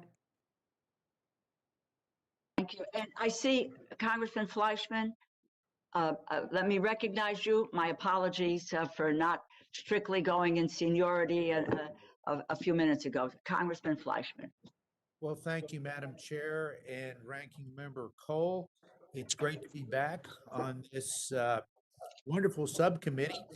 This was one of the first subcommittees when I became an appropriator I was privileged to serve on, and look forward to working with my friends and colleagues on both sides of the aisle. So I thank you. Dr. Stevens, some of my constituents have come to me and said that remote learning is negatively impacting the emotional and mental well-being of our students. They also claim that it has the potential to stunt their academic growth. In my previous efforts on this subcommittee, I have worked in conjunction with colleagues across the aisle and with outside stakeholders to provide STEM education. Opportunities to rural and low-income communities have clearly been affected by this. Many of these STEM programs require an in-person lab class. While teachers are doing their best to adapt during these difficult times, there are some learning experiences that cannot be replicated virtually. Moreover, a recent study shows that 30% of all K through 12 public school students live in homes without proper internet connections and without suitable devices for at-home learning, making the attempt to stimulate the hands-on STEM experience even more difficult. My question is, can you speak to some of the financial challenges disproportionately facing low-income and rural families, and how outdated and anecdotal evidence, as mentioned in your testimony, impact the policy seen before us today? Yeah, thank you for that question. I actually did a webinar a couple of weeks ago with two teachers and two administrators on teaching in the pandemic.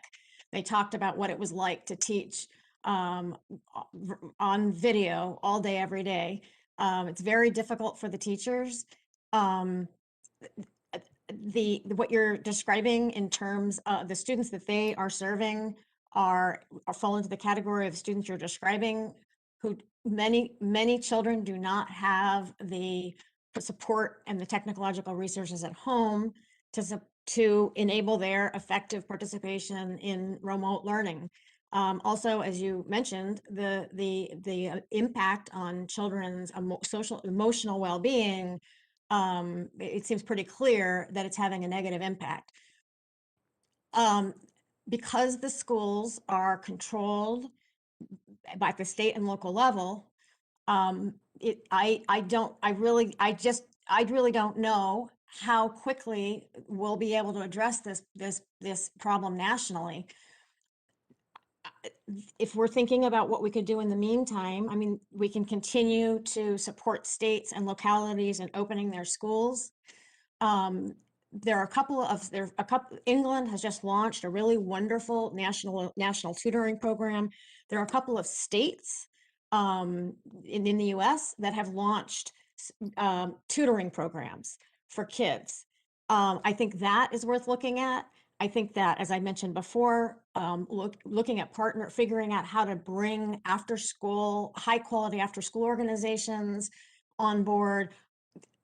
I think that makes sense to look at, while at the same time continuing to work with states and localities to figure out what they need to open. As you know, the federal government just doesn't have very much control over schools. So I think that looking at supporting other kinds of solutions may be also worthwhile. Thank you, Doctor. And Madam Chair, I see I've got under 40 seconds left, and I know there's a lot of folks wanting to ask questions, so I will yield back the balance of my time, and I thank you. Thank you, Congressman Fleischman. And with that, let me recognize Congresswoman Frankel. Thank you, Madam Chair. Thank everybody for a great discussion to the panel. So I think I bring some common sense to this because I was a working mother and now I'm a working grandmother. And I will say that both as a working mother and a working grandmother, I do always look forward to the nap time. And I say that because, listen, taking care of children is a 24-hour job. It is not just 9 to 5. And so, just with all due respect to one of the panelists' comments, I think that it is happy, fulfilled parents that are best for children. And hopefully we're not at the point where the government decides what will make a parent happy and fulfilled. So I really think for this discussion, the first question is, what's the public interest in having a good childcare system that is equitable? And that is, I think, I've heard a lot of reasons today, including the well-being of children and the need for our economy for parents to be able to get to work. And I don't even think the issue is why we are having what we call a she session. I mean, the fact of the matter is, whether somebody is out of work because they don't have daycare or whether they are out of work because they don't have a job, we are going to get to a point where hopefully people will have jobs. And if the childcare industry is decimated, they're not going to have childcare. And so I think this is a very, very important issue. And just to say, and I know Brenda Lawrence can confirm this, the Democratic Women's Caucus will make childcare at top of our priority to make sure that this industry is stable and fair.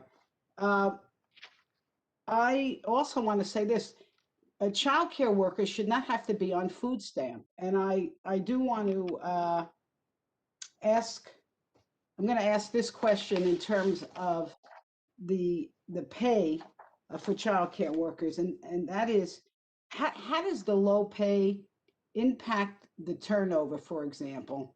And what are your specific suggestions on how we up the pay for our child care workers? And then finally, before you answer the question, I want to just say this. Again, common sense approach. For parents to go to work, you need a job, right? And what's the second thing you think of? What am I going to do with my children?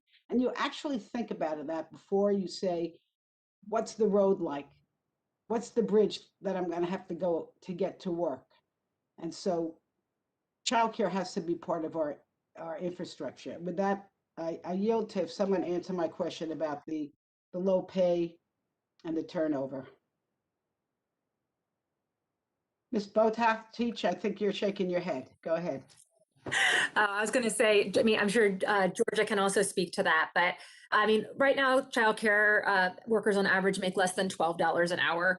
And as I noted in my testimony, over half need to turn to some form of public assistance or support in order to make ends meet.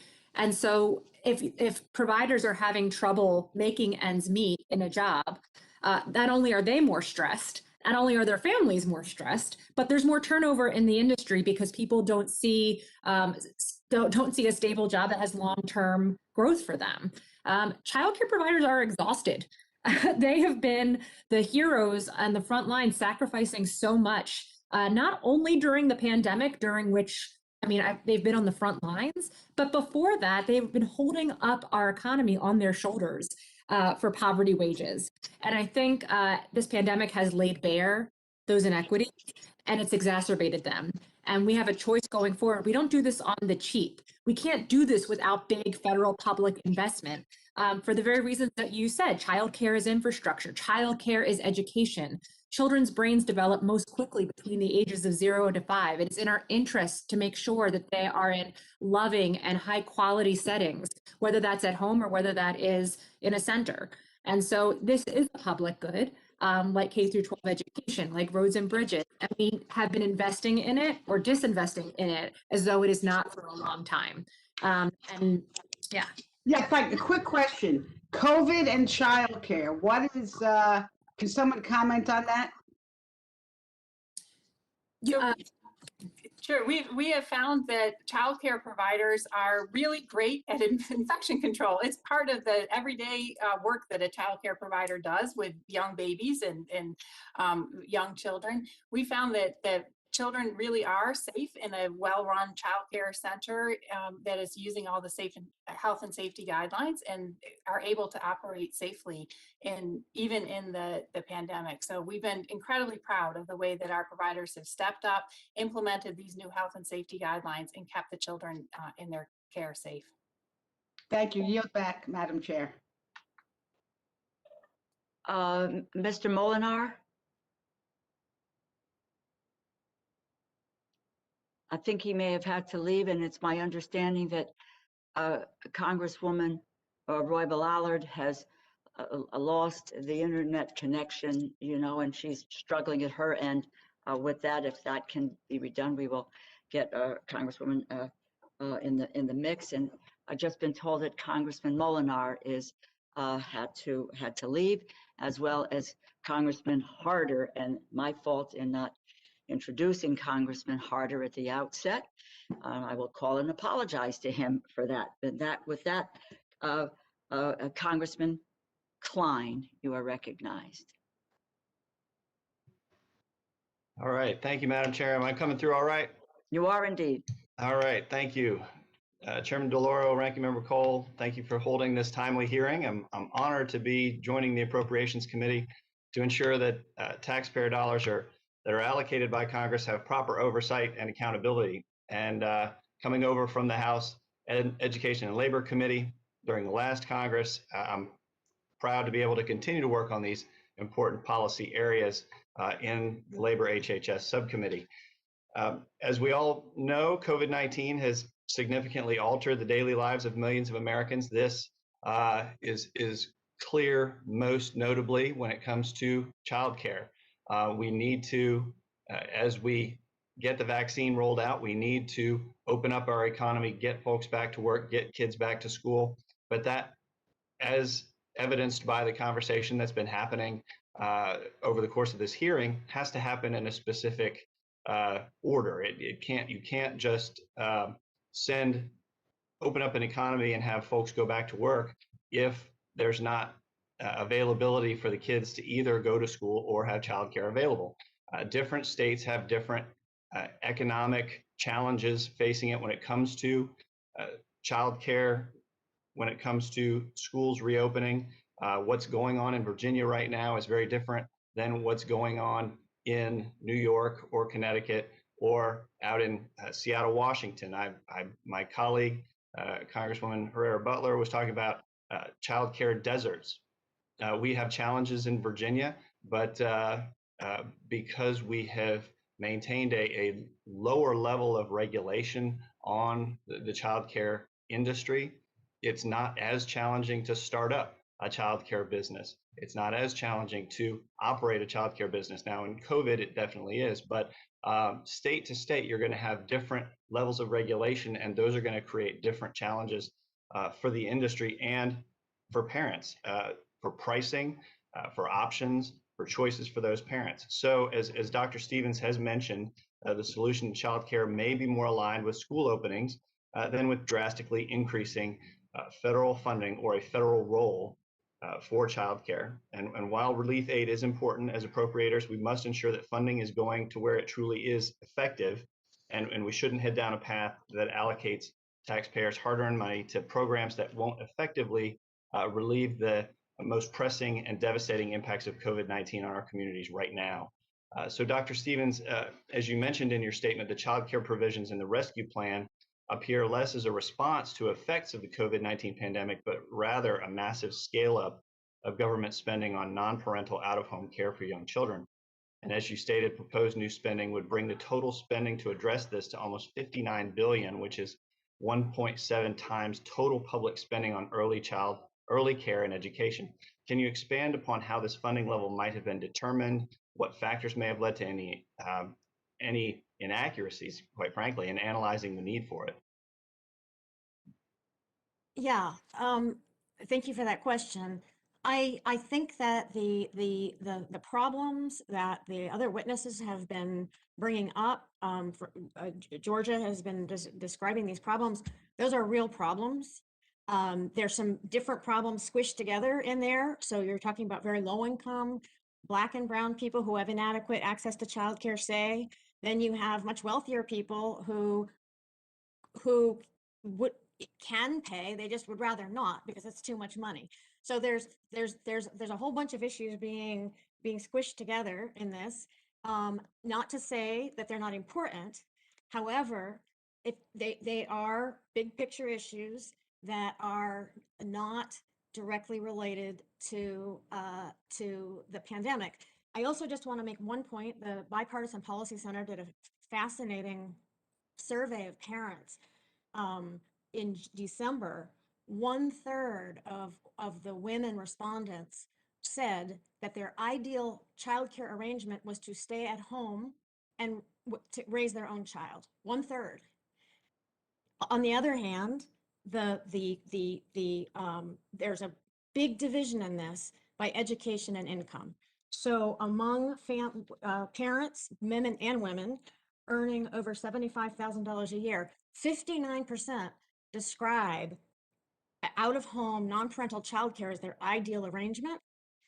Among families who earn under $50,000, only a quarter say that. So this assumption that everyone's ideal is out-of-home childcare is just not true. And I think that that's something that we need to take a step back and decide on what the goals are, or we're not going to know what problem we're trying to solve. Thank you for that question. I'm also glad to see that my colleague found the baby. I yield back. She was totally safe. That's very good, Jamie. She's back. And speaking of being back, Congresswoman Lucille Roybal Allard, yes for technology. Go for it, Congresswoman. Okay, thank you. Let's see how long I can stay on. Ms. Poteau, I represent the 40th Congressional District of California. And it's a district that is distinct for its having the highest percentage of Hispanic residents in the country and one of the highest number of immigrants. In 2019, CLASS published a report about inequitable access to child care subsidies. In that report, it stated that access to child care development block grant funding varied considerably by race and ethnicity, with Latino and Asian children having the lowest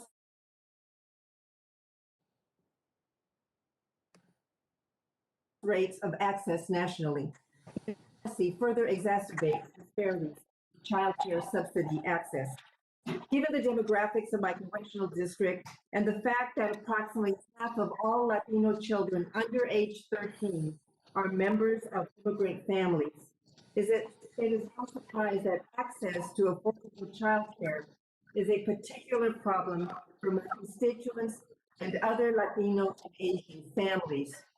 How do you propose that CCDBG dollars be allocated equitably to reach the most vulnerable providers and families, particularly in communities of color where there have been historic underinvestment? Thank you for that question. First note before getting to the CCDBG answer, I want to note that 1 in 5 childcare providers is an immigrant. And so from the provider perspective as well, recent attacks on immigrants in the past administration or, fear in communities has caused great stress that workforce, understandably. And so I really appreciate you drawing the connection between childcare policy and immigration policy more broadly. On the CCDBG question, I think that there is a need to do greater outreach by language for children with disabilities, for underserved populations, to make sure that home-based childcare providers, friend, family, and neighbor care providers, and other kinds of providers that tend to be in areas or tend to be the preference of lower income Black and brown families are getting access to the subsidies and also getting access to the services that CCDBG provides. One challenge here is that CCDBG has been and continues to be so chronically underfunded that only 1 in 7 eligible children in all are getting access to a subsidy. And so I think that it's really important when we think about rebuilding the system to have a both and approach. The first thing we need to do is to make sure that there's adequate funding. And that's one of the reasons why we're encouraging not just the relief and stabilization, but also in considering FY22 appropriations to really increase and robust investments in the Child Care and Development Block Grant. Then once we have money and resources, it's also critical to think about how you intentionally do outreach, how you intentionally engage home-based providers that maybe don't have the same level of information as center-based providers to make sure that those dollars are actually reaching them. And so I think it's a both and. I don't want a world in which childcare providers are scrambling over the crumbs of a system that has been broken for so long. I want a world where we see that we have the resources to invest in the kids and that the policies then within those resources can make sure that they're appropriately targeted and putting racial and gender equity at the center. Thank you. So I think you've covered some of it, but are there any specific programmatic or structural changes that we need to address in order to increase the number of eligible Latino children who receive the CCDBG subsidies for childcare?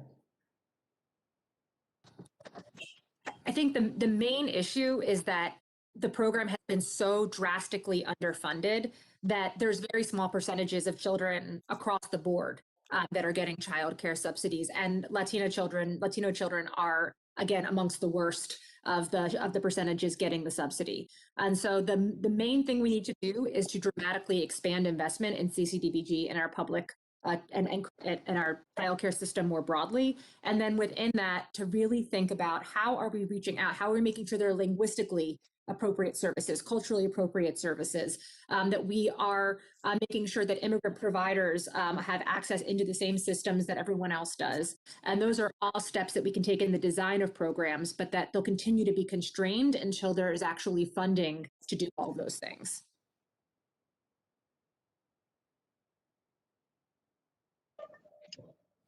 Set. Okay. Congresswoman Bustos. All righty, thank you, Madam Chair. I'm going to direct my question at my fellow Illinoisan, Dr. Hawley. As you know, it's not just Illinois, but all states throughout the country are facing this terrible problem with child care providers because of COVID-19. Governor Pritzker was kind enough to come to my congressional district last year and stop at a place called Skip Along. You're probably familiar with it. I'm a big fan of Skip Along and all they do to help our community. So it is one of the larger child care providers in the Quad Cities, which is where I live. And I know you're familiar with it, but just to share a couple stats, they went from serving 1,000 children prior to COVID-19 to 50 back in March. Now, obviously, and thankfully, they've moved closer to full capacity. But providers like Skip Along won't be able to be fully back to normal really until the vaccines are widely administered. So, this impact has just been so tough for childcare providers wondering if they're going to be able to keep their doors open, for parents wondering how they juggle their careers and their families, and just all of the challenges with that. So let me go on record saying I am proud of the Pritzker administration. I am proud of you and how you've been able to use state and federal dollars to take this issue on directly. And that's why you were invited here today, to share your successes. I want to ask you specifically how the Illinois Child Care Restoration Grant is helping providers and families in Illinois. And just to drill down a little bit deeper on that, what do you see coming up next for the Child Care Restoration Grants in order to meet the needs of the providers and our families? And how are you looking to improve that program? Let's start with that, if we could, please. Well, thanks so much. I want to say that that all the conversation here today, our challenge with the childcare industry right now is probably less one of that there isn't enough childcare out there right now for families who are going back to work. The challenge is the childcare providers that are out there right now are not getting enough revenue. They are under enrolled. They are dramatically under enrolled. And that has to do with families who are working at home and is sort of unnatural, like we all are right now, and maybe are having their kids there home with them. There's lots of families are not choosing to put their kids in childcare right now. But when we are able to open up our society and go back, everyone go back to work in their sort of more normal settings, people are going to need to have somewhere to go. And if their childcare centers have been financially ravaged by a lack of revenue for a period of a year or more, they're not going to be there for families to be able to use. So you asked what's sort of next with the child care restoration grants. We need to keep it going. We used all the resources we could and really help support providers, but they still need that help. And we have kind of calculated out that the money that we received in the last relief package won't even get us to the end of 6 months in terms of providing the relief that providers need in order to be able to keep their staff on board. The staff that they've worked so long to build, Skip Along is a great example of a place that invests in their staff, helps them complete college degrees, helps them get the qualifications they need. We can't afford to have them leave our childcare workforce. We need to keep them engaged in there. And so we are planning to continue to invest in the restoration grant model, providing direct relief to providers. Something we haven't been able to do as much is investing in the childcare workforce more, and we want to be able to do that with the funding, as well as some of our licensed exempt providers that we haven't been able to provide the necessary relief to, and we're looking at that, how we can support them. So if you send the states the money, we will find ways to use it well to support this industry that so critically needs it. I would just say to my colleagues on this hearing today that what Dr. Hawley is doing and what the Pritzker administration are doing really can be a model. And again, Chairwoman DeLauro, I know that's why you invited Dr. Hawley to be with us today, but I do want to point that out if you're looking for a good model. Since I got 40 seconds, I'm gonna follow up with one other question, Dr. Hawley. An interesting data point that we've seen coming out of Illinois is that parents with the youngest children, so the children under age 1, aren't returning to childcare. And wondering what you think's going on with that and what we can do to address it. So I think the operative word there is returning to childcare. I think the older children, they were in childcare and their families were comfortable with it. And when you think about going back, that's to a familiar place, and they're able to, even if there's a little nervousness about COVID and all of that, it's a familiar place and they have that trust. If you just had a baby and in this sort of strange time that we're living in, it's a little more nerve-wracking to bring your child into care right now. We know that we're going to have to invest in outreach to parents to help them understand that it is safe for them to use these services, use our preschool services. Even early education is way down. So we need to be able to invest in reaching out to families and doing that kind of parent engagement. Very good. Thank you, Dr. Hawley. Chairwoman Delora, I yield back. Thank you very much. Congresswoman Watson Coleman.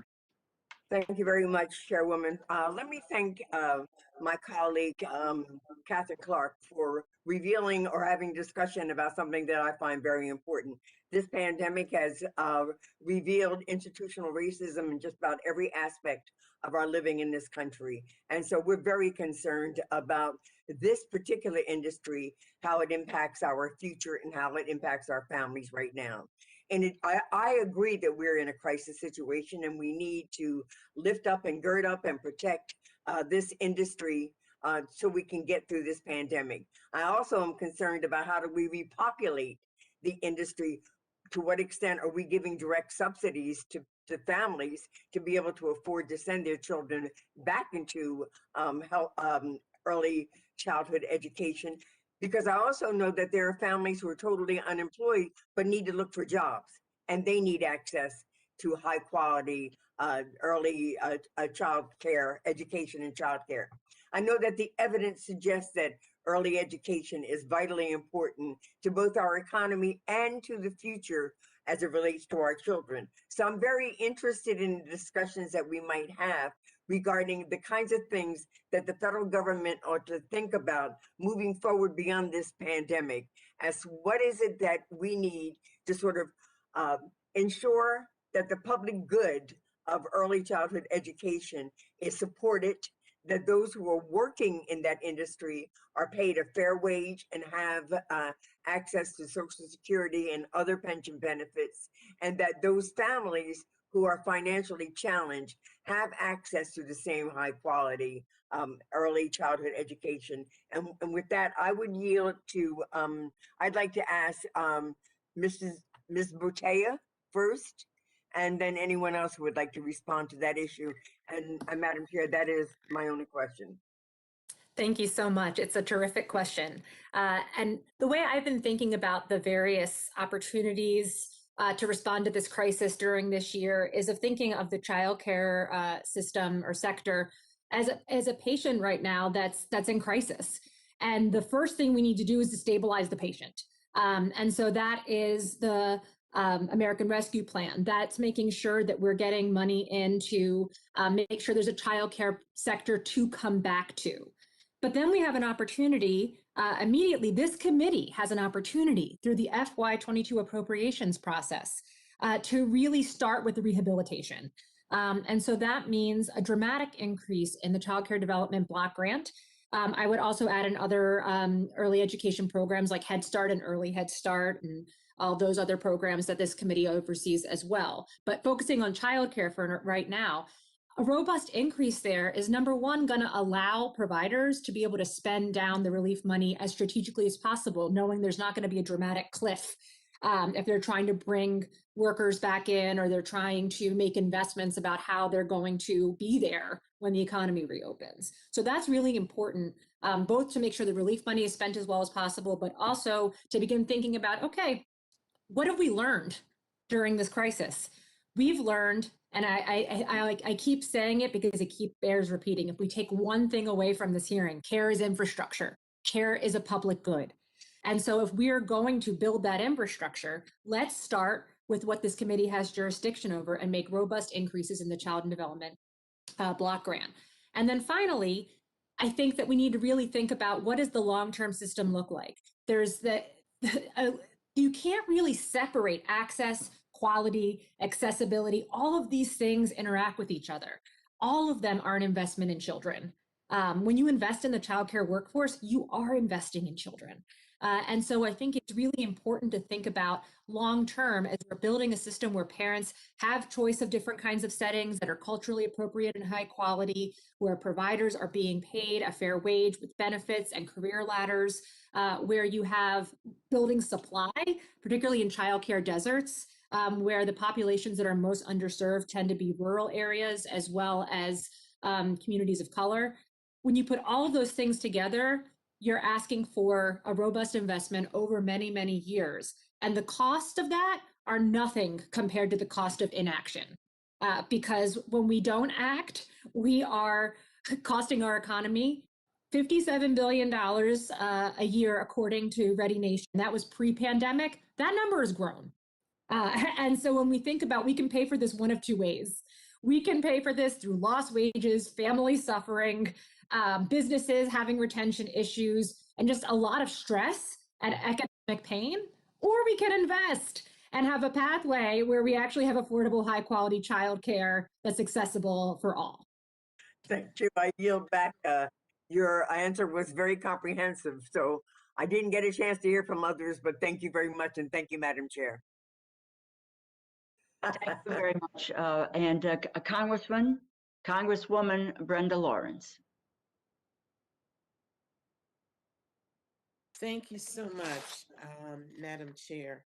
I represent the city of Detroit, and according to a recent report by the National Women's Law Center, it concluded that 6 in 10 women of color are experiencing difficulty homeschooling, including a portion of the respondent describing insufficient child care coverage.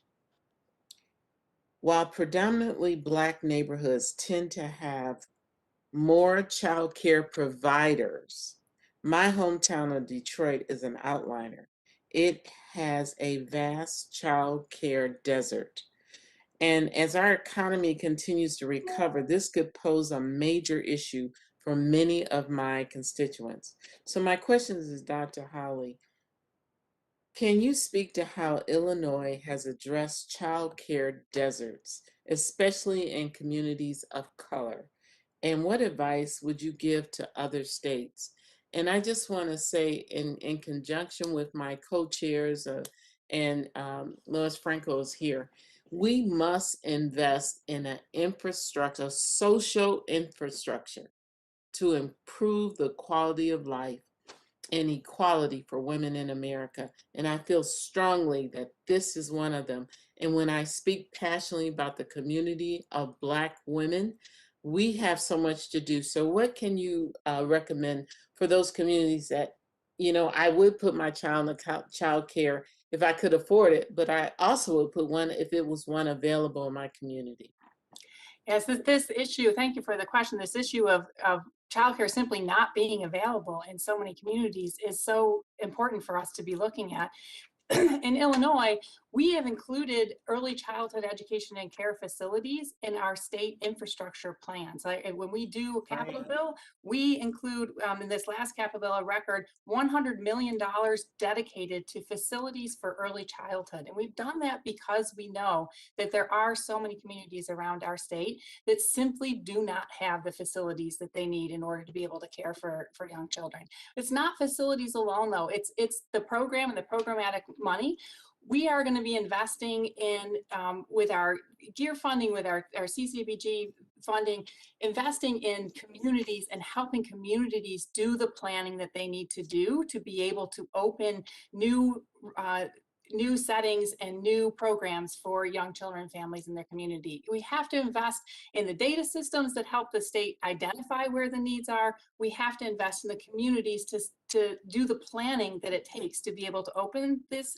And we have to invest in the bricks and mortar to open a child care center. It's not an easy thing to do. You're driving home a point that I and the Women's Caucus are going to be really pushing the fact that Illinois invested in the infrastructure of childcare. We must improve the workforce. We must compensate them. But if we don't invest in the infrastructure of childcare, we won't achieve our goal for so many communities. And lastly, I just want to ask Dr.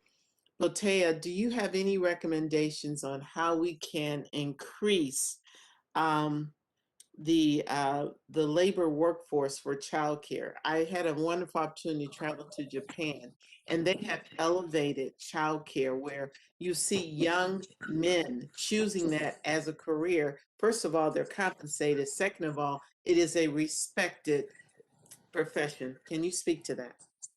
Absolutely. I think you hit the nail on the head. It's when you respect something, you don't you don't expect that they're going to hold up the entire economy on their shoulders without fair pay. And so I think crucial to this conversation about attracting, but also retaining a workforce in childcare and early education is treating them like the educators that they are. And children's brains are developing at their fastest rate between 0 and 5. Childcare is education. And so when we treat childcare providers as the heroes that they are, but pay them like the heroes that they are, with fair wages, benefits, taking their safety. In some states, they haven't even been given the vaccine at the same rate as public school teachers. And so what does that say? They are open, they are operating now, putting their lives and health on the line. And in some states, we're not even in the top of the pack to get a vaccine. And so when we start respecting this profession, when we start paying fair wages, benefits, and having career pathways, you're going to see a lot more people coming into the profession and staying there, because every childcare provider I know loves kids. They love that job. But they're also deeply exhausted. And so I think that we need to show them that respect. Thank you, and I yield back. Thank you very much. And it is after 12, but we are not going to be able to get to a second round. But this has been an enormously really very, very productive, the content, the richness of the content and the contribution by all of our panelists today, and the very substantive questions and concerns demonstrated by members. So to you, Dr. Stevens, to Dr. Hawley, to Georgia, and Melissa, thank you so much for what you bring to the debate. And whether, even if there are differences, the ability for us to examine this issue in all of its pieces, I think, is critical for all of us. I'm going to ask Congressman Cole to make some closing remarks, and then I will, and then we will bring the hearing to a close. Congressman Cole. Thank you, Madam Chair, and I want to associate myself with your remarks. I thought this was an excellent hearing, very appreciative of all our witnesses and their perspectives, very informative testimony. It seems to me that the challenge we will have is just simply targeting this. I don't think there's a big debate that we need additional assistance in this area for the childcare industry. There's obviously what's the right mix for getting our schools reopened, what's the right mix for making sure that people that want to send their kids to supervised daycare and with quality, so that they know their children are not only being looked after, but are having the opportunity to grow. And finally, and we didn't talk about this too much, but a piece of this to me is homeschooling, or making parents that want to be able to stay at home, something that Ms. Stevens talked about. And there's evidently a difference with different socioeconomic groups as to how they view that. We didn't really get into that, but that's an important thing for us to consider as well. I thought my friend and our colleague, Ms. Herrera Butler, made a really good point talking about options. How do we create options so that parents can actually do what they think is best for their children, and not be limited by circumstances. So I know we'll be wrestling with all these questions in the weeks and months ahead. There's never enough resources, and that makes targeting, I think, all that much more important. But again, I just want to thank you for the hearing. I think it's a really important topic, and I want to thank all of our witnesses, and I certainly want to thank our members. I think you could tell by how engaged everybody was. This is a real live issue for all of us because we hear about it at the grocery store or at church or at the civic club. I mean, this is very much on the minds of the people that we're privileged to represent. So again, thanks to you and thanks to our witnesses for giving us a really spirited discussion and I think a good look at a really important problem. Yield back. I want to thank the ranking member for his comments.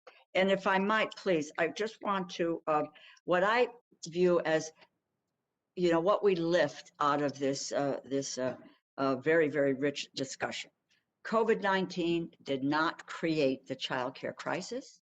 It exacerbated it, and it exposed the racial disparities with regard to providers, with workers, and to families.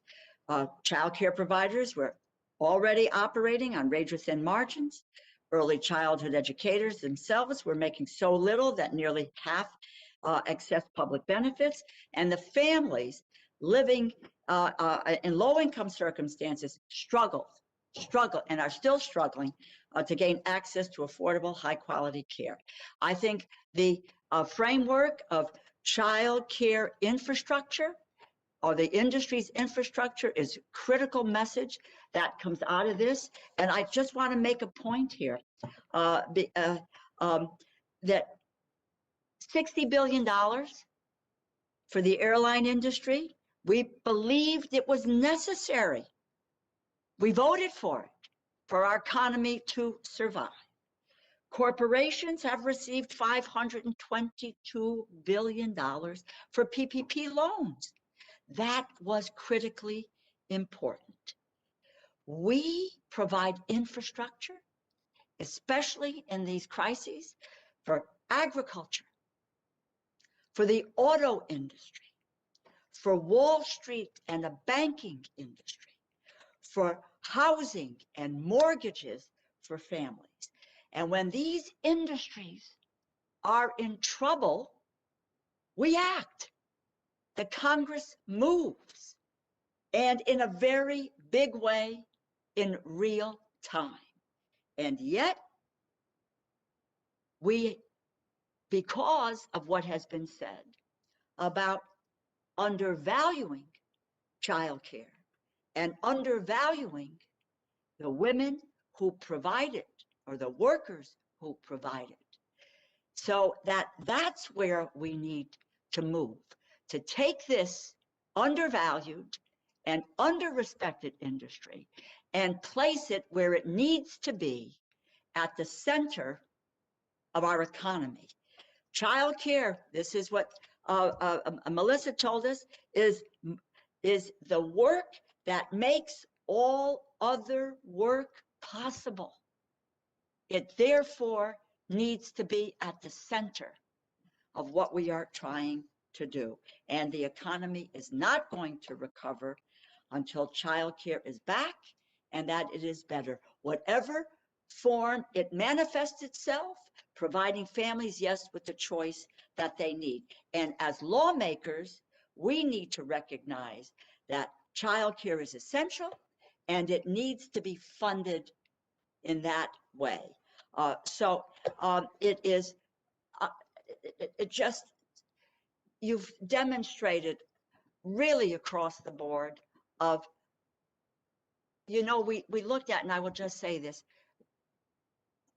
not that long ago, on the fringes, we talked about paid family and medical leave, that it was too far a stretch. Today, it is at the center of public discourse. We talk about equal pay for equal work for women. On the fringes, not that long ago, now central to how we move forward. And right now, the revenue and the resources for the childcare industry needs to have that central place in our discussion as we move forward. And again, just thank you all very, very much for your being here today, for shining the light on this. And you can tell, and I say this to, Georgia, Dr. Stevens, Dr. Hawley, Melissa, the women and the men who are on this call today understand that nature of what we need to do. You've heard from them, and you know that you have allies within the Congress to allow us to move forward. So I thank you very, very much. I also am going to beg your indulgence for one more moment. Final note, and I want to do this. It's fitting that the hearings on childcare, but it is the last hearing for a woman who has been devoted to this issue, my chief of staff, Letty Medeiros. She leaves today to embark on a well-earned retirement, though I cannot imagine Letty Medeiros retiring. She has been a confidant, a friend, a leader of the team for 12 years.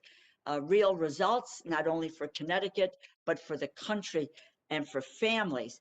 And early childhood and labor policy has been at the center of her work. Started on Capitol Hill in 1998, leading labor policy expert, raising the minimum wage, equal pay, paid sick days. These are the areas that she has been a champion of. Labor Director for the House Education and Workforce Committee under George Miller, Labor Director as Senate Help Committee under Patty Murray, before coming back as Chief of Staff. Letty grew up in Cuba. She came to the United States in the Mariel boat lift. She has fallen in love with the American West. We will miss her. Thank her for her dedication to public service. Wish her well. As I say, though, I can't ever imagine her retiring. And personally, I will deeply, deeply miss her. Just her ability, not just her ability, but her friendship and the closeness of our relationship. So I wanted to give her so much credit as we leave, and this is her last hearing. So thank you all again very much, and I'll bang on the table. This hearing is concluded. Thank you. Take care.